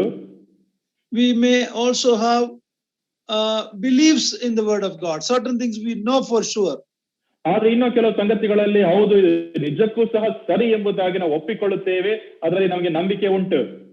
Always keep your doubts as doubt and your beliefs as beliefs. ನಿಮ್ಮ ಸಂಶಯಗಳನ್ನು ಸಂಶಯದ ಹಾಗೆ ನೀವು ಇಡ್ರಿ ಮತ್ತು ನಿಮ್ಮ ನಂಬಿಕೆಗಳನ್ನು ನಂಬಿಕೆಯಾಗಿ ಇಡ್ರಿ ಎಂಬುದಾಗಿ ಜ್ಞಾಪಕ ಮಾಡಿಕೊಳ್ಳ್ರಿ. Never believe your doubt and doubt your belief. ಎಂದಿಗೂ ಸಹ ನಿಮ್ಮ ನಂಬಿಕೆಗಳನ್ನು ನೀವು ಸಂಶಯ ಪಡಬೇಡ್ರಿ ಮತ್ತು ನಿಮ್ಮ ಸಂದೇಹಗಳ ಮೇಲೆ ನಂಬಿಕೆ ನೀಡಬೇಡ್ರಿ. That is how Satan tricks us. ಈ ರೀತಿಯಾಗಿ ಸೈತಾನನು ನಮ್ಮ ಮೇಲೆ ತನ್ನ ಕುತಂತ್ರವನ್ನು ಆತನು ಉಪಯೋಗಿಸುತ್ತಾನೆ. So raising doubt about the truth of God's word. ದೇವರ ವಾಕ್ಯದ ಸತ್ಯಾಂಶದ ವಿಷಯವಾಗಿ ಆತನು ಸಂದೇಹವನ್ನು ಆ ಸ್ತ್ರೀಯ ಮನಸ್ಸಿನಲ್ಲಿ ಆತನು ಹುಟ್ಟಿಸಿದನು. Secondly, he contradicted God's word. ಎರಡನೇದಾಗಿ ಆತನು ದೇವರ ಒಂದು ಮಾತನ್ನು ಆತನು ತದ್ವಿರುದ್ಧವಾಗಿ ಆತನು ತಿಳಿಸಿದನು. God said, you will surely die. ಕರ್ತನು ಹೇಳಿದ್ದು ನೀನು ಸತ್ತೇ ಸಾಯುವಿ ಎಂಬುದಾಗಿ. And Satan said, you will not surely die. ನೀವು ಸಾಯುವುದಿಲ್ಲ ಎಂಬುದಾಗಿ ಸೈತಾನನು ತಿಳಿಸುತ್ತಾನೆ. The direct contradiction to God's word. ನೇರವಾಗಿ ಆತನು ದೇವರ ವಾಕ್ಯಕ್ಕೆ ಆತನು ನೇರವಾಗಿ ಆತನು ತದ್ವಿರುದ್ಧವಾಗಿ ಆತನು ತಿಳಿಸುತ್ತಾನೆ. See, Satan brings doubt into our heart to doubt God. ದೇವರು ನಮ್ಮ ಮನಸ್ಸಿನಲ್ಲಿ ಆತನು ಸಂದೇಹಗಳನ್ನು ಆತನು ತರುವವನು ಆತನು ಆಗಿದ್ದಾನೆ ಮತ್ತು ದೇವರ ಮೇಲೆ let me put it this way. I think I'll reword it. Okay. Now, Satan brings doubt about the security of our salvation. ಆ ಸೈತಾನನು ನಮ್ಮ ಒಂದು ಮನಸ್ಸಿನಲ್ಲಿ ನಮ್ಮ ಒಂದು ರಕ್ಷಣೆಯ ಒಂದು ಭದ್ರತೆಯ ವಿಷಯವಾಗಿ ಸಂಶಯವನ್ನು ಆತನು ತರುತ್ತಾನೆ. Many believers are believers, but they are not sure about the security of their salvation. ಅನೇಕ ವಿಶ್ವಾಸಿಗಳು ನಾವು ವಿಶ್ವಾಸಿಗಳು ಎಂಬುದಾಗಿ ತಿಳಿಸುತ್ತಾರೆ, ಆದರೆ ಅವರ ರಕ್ಷಣೆಯ ಒಂದು ಭದ್ರತೆ ಅವರಿಗಿಲ್ಲ. So he makes believers to doubt. Hey, you committed a sin, you failed, so you can lose your salvation. So he brings a doubt about the security of a salvation. ಆತನು ಜನರ ಒಂದು ಮನಸ್ಸಿನಲ್ಲಿ ಒಂದು ರಕ್ಷಣೆಯ ಒಂದು ಭದ್ರತೆಯ ಸಂಶಯವನ್ನು ಆತನು ತರುವವನಾತನು ಆಗಿದ್ದಾನೆ. ನೋಡು, ನೀನು ಪಾಪ ಮಾಡಿದ್ದಿ, ನೀನು ಬಿದ್ದಿದ್ದಿ ಎಂಬುದಾಗಿ ತಿಳಿಸಿ ಸಂಶಯಗಳನ್ನು ಆತನು ತರುತ್ತಾನೆ. But for the unbelievers, ಆದ್ರೆ ಅವಿಶ್ವಾಸಿಗಳಿಗೆ he says, don't worry, there's no judgment. ನೀವು ಚಿಂತೆ ಮಾಡಬೇಡ್ರಿ, ಯಾವುದೇ ನ್ಯಾಯ ತೀರ್ಪು ಇಲ್ಲ ಎಂಬುದಾಗಿ ಆತ ತಿಳಿಸುತ್ತಾನೆ. This is the opposite. He questions, brings doubt to believers' mind about their salvation. To unbelievers, he says, don't worry, there's no judgment, there is no final condemnation, don't worry about that. ವಿಶ್ವಾಸಿಗಳಿಗೆ ಆತನು ರಕ್ಷಣೆಯ ವಿಷಯವಾಗಿರ್ತಕ್ಕಂಥ ಒಂದು ಸಂಶಯವನ್ನು ಆತನು ತರುತ್ತಾನೆ ಮತ್ತು ಅವಿಶ್ವಾಸಿಗಳಿಗೆ ಮುಂದೆ ಯಾವುದೇ ಒಂದು ನ್ಯಾಯ ತೀರ್ಪಿಲ್ಲ ಎಂಬುದಾಗಿರ್ತಕ್ಕಂಥ ಸುಳ್ಳನ್ನು ಆತನು ಅವರಿಗೆ ತಿಳಿಸುತ್ತಾನೆ. So raising doubt about the truth of God's word. ದೇವರ ವಾಕ್ಯದ ವಿಷಯವಾಗಿ ಆತನು ಸಂಶಯವನ್ನು ಆತನು ಹುಟ್ಟಿಸಿದನು. Secondly, contradicting God's word. ದೇವರ ವಾಕ್ಯಕ್ಕೆ ತದ್ವಿರುದ್ಧವಾಗಿ ಆತನು ಮಾತನಾಡಿದನು. Thirdly, ಮೂರನೇದಾಗಿ questions the goodness and motivation of God. ದೇವರ ಒಂದು ಒಳ್ಳೆಯತನ ಮತ್ತು ಆತನ ಒಂದು ಪ್ರೇರೇಪಣೆಯನ್ನು ಆತನು ಪ್ರಶ್ನಿಸಿದನು. He said, God knows that the day you eat, you will become like God. ನೀವು ಈ ಹಣ್ಣನ್ನು ತಿಂದ ಕೂಡಲೇ ದೇವರಿಗೆ ಗೊತ್ತುಂಟು, ನೀನು ಆತನ ಹಾಗೆ ಆಗಲಿಕ್ಕುಂಟು ಎಂಬುದಾಗಿ ಆತ ತಿಳಿಸಿದನು. In other words, God is keeping something good from you. He knows it that it is good for you, but God is denying it for you. So it's a direct attack on the goodness of God. ಆತನು ನೇರವಾಗಿ ದೇವರ ಒಂದು ಒಳ್ಳೆಯತನದ ಒಂದು ವಿರುದ್ಧವಾಗಿ ಆತನು ತಿಳಿಸುವನಾತನು ಆಗಿದ್ದನು. ಅಂದರೆ ದೇವರು ಯಾವುದೋ ಒಂದು ಒಳ್ಳೆಯ ಸಂಗತಿಯನ್ನು ಮನುಷ್ಯರಿಂದ ಆತನು ಬಚ್ಚಿಟ್ಟಿದ್ದಾನೆ ಎಂಬುದಾಗಿರ್ತಕ್ಕಂಥ ಒಂದು ಅರ್ಥೈಸುವಿಕೆಯನ್ನು ಸೈತಾನನು ಮನುಷ್ಯನಲ್ಲಿ ಉಂಟು ಮಾಡುವುದಕ್ಕೆ ಆತನು ಮುಂದಾಗುತ್ತಾನೆ. Oh, if only Adam and Eve could see how God created them, providing everything for them, how they enjoyed their daily fellowship with God, they could have told, no, our God is so good. But now Satan brought that doubt about God's goodness. God is denying some good for you. ದೇವರು ಆತನು ಆದಾಮ ಅವಳ ಜೊತೆಯಲ್ಲಿ ಎಲ್ಲವನ್ನೂ ಸಹ ಆತನು ಅನುಗ್ರಹಿಸಿ ಬೇಕಾಗಿರುವ ಅಗತ್ಯ ಇರುವ ಎಲ್ಲಾ ಸಂಗತಿಗಳನ್ನು ಆತನು ಅನುಗ್ರಹಿಸುತ್ತಲೇ ಆತನು ಬಂದನು. ಅವರು ದೇವರ ಒಳ್ಳೆತನವನ್ನು ಅವರು ತುಂಬಾ ಸ್ಪಷ್ಟವಾಗಿ ನೇರವಾಗಿ ಅವರು ನೋಡುವವರಾಗಿದ್ದಾರೆ. ಆದ್ರೂ ಸಹ ಸೈತಾನನು ಅವರ ಮನಸ್ಸಿನಲ್ಲಿ ಒಂದು ಸಂಶಯವನ್ನು ತಂದನು. Believers, brothers and sisters, even though we may not understand everything from the word of God, we may have a lot of questions, but never doubt the goodness of our God is good. He does good, we read. ನನ್ನ ಪ್ರಿಯ ಸಹೋದರ ಸಹೋದರಿಯರೇ, ನಮಗೆ ದೇವರ ವಾಕ್ಯದ ವಿಷಯದಲ್ಲಿ ಅನೇಕ ಸಂಶಯಗಳು ಇರಬಹುದು. ಆದ್ರೆ ಎಂದಿಗೂ ಸಹ ದೇವರು ಆತನು ಒಳ್ಳೆಯವನಲ್ಲ ಎಂಬುದಾಗಿ ನೀವು ಅಂದುಕೊಳ್ಳಬೇಡ್ರಿ. ನಮ್ಮ ದೇವರು ಆತನು ಒಳ್ಳೆಯವನು, ಆತನು ಒಳ್ಳೆಯದನ್ನೇ ಮಾಡುವವನು ಆತನು ಆಗಿದ್ದಾನೆ ಎಂಬುದಾಗಿ ಅರ್ಥ ಮಾಡಿಕೊಳ್ಳ್ರಿ. Fourthly, ನಾಲ್ಕನೇದಾಗಿ, he tempted Eve by telling a half truth. ಆತನು ಹವ್ವಳಿಗೆ ಆತನು ಶೋಧನೆಗೆ ಒಳಪಡಿಸಿದ ಒಂದು ರೀತಿ ಯಾವ ರೀತಿಯಾಗಿ ಹೇಳುವುದಾದರೆ, ಒಂದು ಅರ್ಧ ಸತ್ಯವನ್ನು ಆತನು ಹೇಳುವ ಮುಖಾಂತರ ಆತನು ಮಾಡಿದನು. Your eyes will be opened. ನಿಮ್ಮ ಮನೋನೇತ್ರಗಳು ಅದು ತೆರೆಯುವಂತದ್ದಾಗಿದೆ. Of course, their eyes were opened. ಹೌದು, ಅವರ ಕಣ್ಣುಗಳು ತೆರೆದಿದ್ದವು ನಿಜ. But they didn't become like God. ಆದ್ರೆ ದೇವರ ರೀತಿಯಾಗಿ ಅವರಾಗ್ಲಿಲ್ಲ. The only opened eye made them to realize their shame. ಅವರ ಒಂದು ನಾಚಿಕೆಯನ್ನು ಮಾತ್ರ ನೋಡುವುದಕ್ಕೆ ಮಾತ್ರ ಅವರ ಕಣ್ಣುಗಳು ತೆರೆದವು ಅಷ್ಟೇ. They realized they were naked. ಅವರು ಬೆತ್ತಲಾಗಿದ್ದರು ಎಂಬುದಾಗಿ ಅವರು ಅರ್ಥ ಮಾಡಿಕೊಂಡರು. So he told the half truth. ಅವರು ಆತನು ಅರ್ಧ ಸತ್ಯವನ್ನು ಸೈತಾನನು ಹವ್ವಳಿಗೆ ಆತನು ತಿಳಿಸಿದನು. Your eyes will be opened, that is true. ನಿನ್ನ ಕಣ್ಣುಗಳು ತೆರೆಯುವಂತದ್ದಾಗಿದೆ, ಅದು ನಿಜ. But it is half truth. ಆದ್ರೆ ಅದು ಅರ್ಧ ಸತ್ಯವಾಗಿತ್ತು. They didn't become like God. They were conscious of their nakedness and fear came to them. ಅವರು ದೇವರ ಹಾಗೆ ಅವರು ಆಗಲಿಲ್ಲ. ಅವರ ಒಂದು ಮನಸ್ಥಿತಿಯ ಒಂದು ಪರಿಜ್ಞಾನಕ್ಕೆ ಅವರು ಬಂದರು. ಅಂದರೆ ಅವರ ಒಂದು ನಾಚಿಕೆಯನ್ನು ಅವರು ನೋಡಿದರು ಅಷ್ಟೇ. So today in our life also we need to be very careful about these four things that Satan does with the word of God and with God. ಸೈತಾನನು ಆತನು ದೇವರ ವಿಷಯವಾಗಿ ದೇವರ ವಾಕ್ಯದ ವಿಷಯವಾಗಿ ಮಾಡುವ ಈ 4 ಸಂಗತಿಗಳನ್ನು ನಾವು ಗಂಭೀರವಾಗಿ ನಾವು ಪರಿಗಣಿಸಿ ನಾವು ಮನಸ್ಸಿನಲ್ಲಿ ನಾವು ಇಡುವವರಾಗಿರಬೇಕು. Never doubt the truth of God's word. ದೇವರ ವಾಕ್ಯದ ಸತ್ಯಾಂಶತೆಯನ್ನು ಎಂದಿಗೂ ಸಹ ನಾವು ಸಂದೇಹ ಪಡಬಾರದು. God will never contradict his word. ದೇವರು ತನ್ನ ಒಂದು ಮಾತಿಗೆ ತದ್ವಿರುದ್ಧವಾಗಿ ಅದು ಎಂದಿಗೂ ಸಹ ಅದನ್ನು ತಿಳಿಸುವನಲ್ಲ. Never question God's goodness and God's motives. ದೇವರು ಆತನ ತನ್ನ ಒಂದು ಒಳ್ಳೆಯತನ ಮತ್ತು ಆತನ ಒಂದು ಉದ್ದೇಶವನ್ನು ನಾವು ಪ್ರಶ್ನಿಸಬಾರದು. When the world and Satan brings a lot of offering, a lot of attraction to us, we need to tell Satan and the world that I am already a child of God. I am heir of everything God has. I am blessed with all spiritual blessings in the heavenly places. We should be able to claim that and tell Satan that. ಸೈತಾನನು ಮತ್ತು ಲೋಕವು ಅನೇಕ ಸಂಗತಿಗಳನ್ನು ನಮಗೆ ಕೊಟ್ಟು ನಮ್ಮನ್ನು ಆಕರ್ಷಿಸುವುದಕ್ಕೆ ಅದು ಬರುವಾಗ ಬೇಡ, ಇದು ಬೇಕಾಗಿಲ್ಲ, ನನಗೆ ಬೇಡ ಎಂಬುದಾಗಿ ಅದನ್ನು ತಿರಸ್ಕಾರ ಮಾಡುವವನಾಗಿರಬೇಕು. ನಾವು ಪರಲೋಕದ ನಾವು ಬಾಧ್ಯಸ್ಥರು ನಾವು ಆಗಿದ್ದೇವೆ ಎಂಬುದಾಗಿ ಇರ್ತಕ್ಕಂಥ ಒಂದು ಮನೋಭಾವದಲ್ಲಿ ಆ ಒಂದು ಧೈರ್ಯದಲ್ಲಿ ನಾವಿರಬೇಕು. When tempting Jesus, he said, all these things you see, I'll give it you if you fall down and worship me. ನನ್ನನ್ನು ನೀನು ಅಡ್ಡ ಬಿದ್ದು ನೀನು ಆರಾಧನೆ ಮಾಡುವುದಾದ್ರೆ ಈ ಕಾಣಿಸುವ ಎಲ್ಲಾ ಸಂಗತಿಗಳನ್ನು ನಿನಗೆ ಕೊಡುತ್ತೇನೆ ಎಂಬುದಾಗಿ ಸೈತಾನನು ಕರ್ತನಾಗಿರುವ ಯೇಸು ಕ್ರಿಸ್ತನನ್ನು ಶೋಧನೆ ಪಡಿಸುವಾಗ ಆತನು ತಿಳಿಸಿದನು. So in the fall of man, we just looked at the little bit about the temptation. ನಾವು ಮನುಷ್ಯನ ಒಂದು ಬೀಳುವಿಕೆಯಲ್ಲಿ ನಾವು ಶೋಧನೆಯ ವಿಷಯವಾಗಿ ಮಾತ್ರ ನಾವು ನೋಡಿದ್ದೇವೆ. Next week, Lord willing, we look at the actual fall and its consequence. ಮತ್ತು ಮುಂದಿನ ವಾರ ಕರ್ತನ ಚಿತ್ತವಿರುವುದಾದ್ರೆ ಮನುಷ್ಯನ ಒಂದು ಬೀಳುವಿಕೆ ಮತ್ತು ಅದರ ಒಂದು ಪರಿಣಾಮಗಳ ವಿಷಯವಾಗಿ ನಾವು ನೋಡುತ್ತಾ ನಾವು ಬರೋಣ. We are the most blessed people on the face of the earth. ಲೋಕದ ಮೇಲೆ ತುಂಬಾ ಧನ್ಯರು ನಾವು ಆಗಿದ್ದೇವೆ. We are more blessed than the angels, the holy angels. ಪರಿಶುದ್ಧ ದೇವದೂತರಗಿಂತಲೂ ಸಹ ನಾವು ಧನ್ಯರು ನಾವು ಆಗಿದ್ದೇವೆ. They don't have the experience of salvation that we have. ನಮಗಿರುವ ಒಂದು ರಕ್ಷಣೆಯ ಒಂದು ಅನುಭವ ಅವರಿಗಿಲ್ಲ. The Lord Jesus did not die for the angels. ಕರ್ತನಾಗಿರುವ ಯೇಸು ಕ್ರಿಸ್ತನು ಆತನು ದೇವದೂತರಿಗೋಸ್ಕರ ತನ್ನ ಪ್ರಾಣವನ್ನು ಕೊಡಲಿಲ್ಲ. He shed his blood to redeem us and make us inheritors of everything God has. ಆತನು ತನ್ನ ರಕ್ತವನ್ನು ಆತನು ಸುರಿಸಿ ದೇವರಿಗಿರುವ ಎಲ್ಲಾ ಸಂಗತಿಗಳಿಗೋಸ್ಕರ ನಮ್ಮನ್ನು ಬಾಧ್ಯಸ್ಥರನ್ನಾಗಿ ಆತನು ಮಾಡಿದ್ದಾನೆ.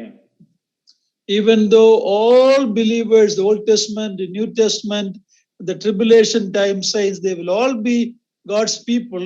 We in the church in the New Testament time, we are the bride of Christ. ಆ ಒಂದು ಸಂಕಟ ಕಾಲದಲ್ಲಿಯೂ ಉಪದ್ರವ ಕಾಲದಲ್ಲಿಯೂ ಸಹ ಜನರು ಅವ್ರ ರಕ್ಷಣಾ ಮಾರ್ಗಕ್ಕೆ ಅವ್ರು ಬಂದರೂ ಸಹ ನಾವು ಇದನ್ನು ನಾವು ಅರ್ಥ ಮಾಡಿಕೊಳ್ಳಬೇಕು. ಅದೇನಂದ್ರೆ ಹೊಸ ಒಡಂಬಡಿಕೆಯ ವಿಶ್ವಾಸಿಗಳಾಗಿರುವ ನಾವು ಕ್ರಿಸ್ತನ ಮೊದಲಗಿತ್ತಿ ನಾವು ಆಗಿದ್ದೇವೆ ಎಂಬುದಾಗಿ ನಾವು ತಿಳಿದುಕೊಳ್ಳಬೇಕು. What more can God offer to us? ಇದಕ್ಕಿಂತಲೂ ಸಹ ಮಿಗಿಲಾಗಿರುವ ಸಂಗತಿಗಳನ್ನು ಇನ್ನೇನು ನಮಗೆ ಬೇಕು? Never doubt God's goodness. ಎಂದಿಗೂ ಸಹ ನಾವು ಕರ್ತನ ಒಳ್ಳೆತನದ ಮೇಲೆ ನಾವು ಸಂಶಯ ಪಡಬಾರದು. Never doubt God's word. ದೇವರ ವಾಕ್ಯದ ಮೇಲೆ ನಾವು ಸಂದೇಹ ಪಡಬಾರದು. Thank you very much for patiently listening. Kevin, thank you very much. ಗಮನವಿಟ್ಟು ತಾಳ್ಮೆಯಿಂದ ನೀವು ಕೇಳಿದಕ್ಕೋಸ್ಕರ ನಿಮ್ಮೆಲ್ಲರಿಗೂ ಸಹ ನಾನು ವಂದಿಸನಾಗಿದ್ದೇನೆ.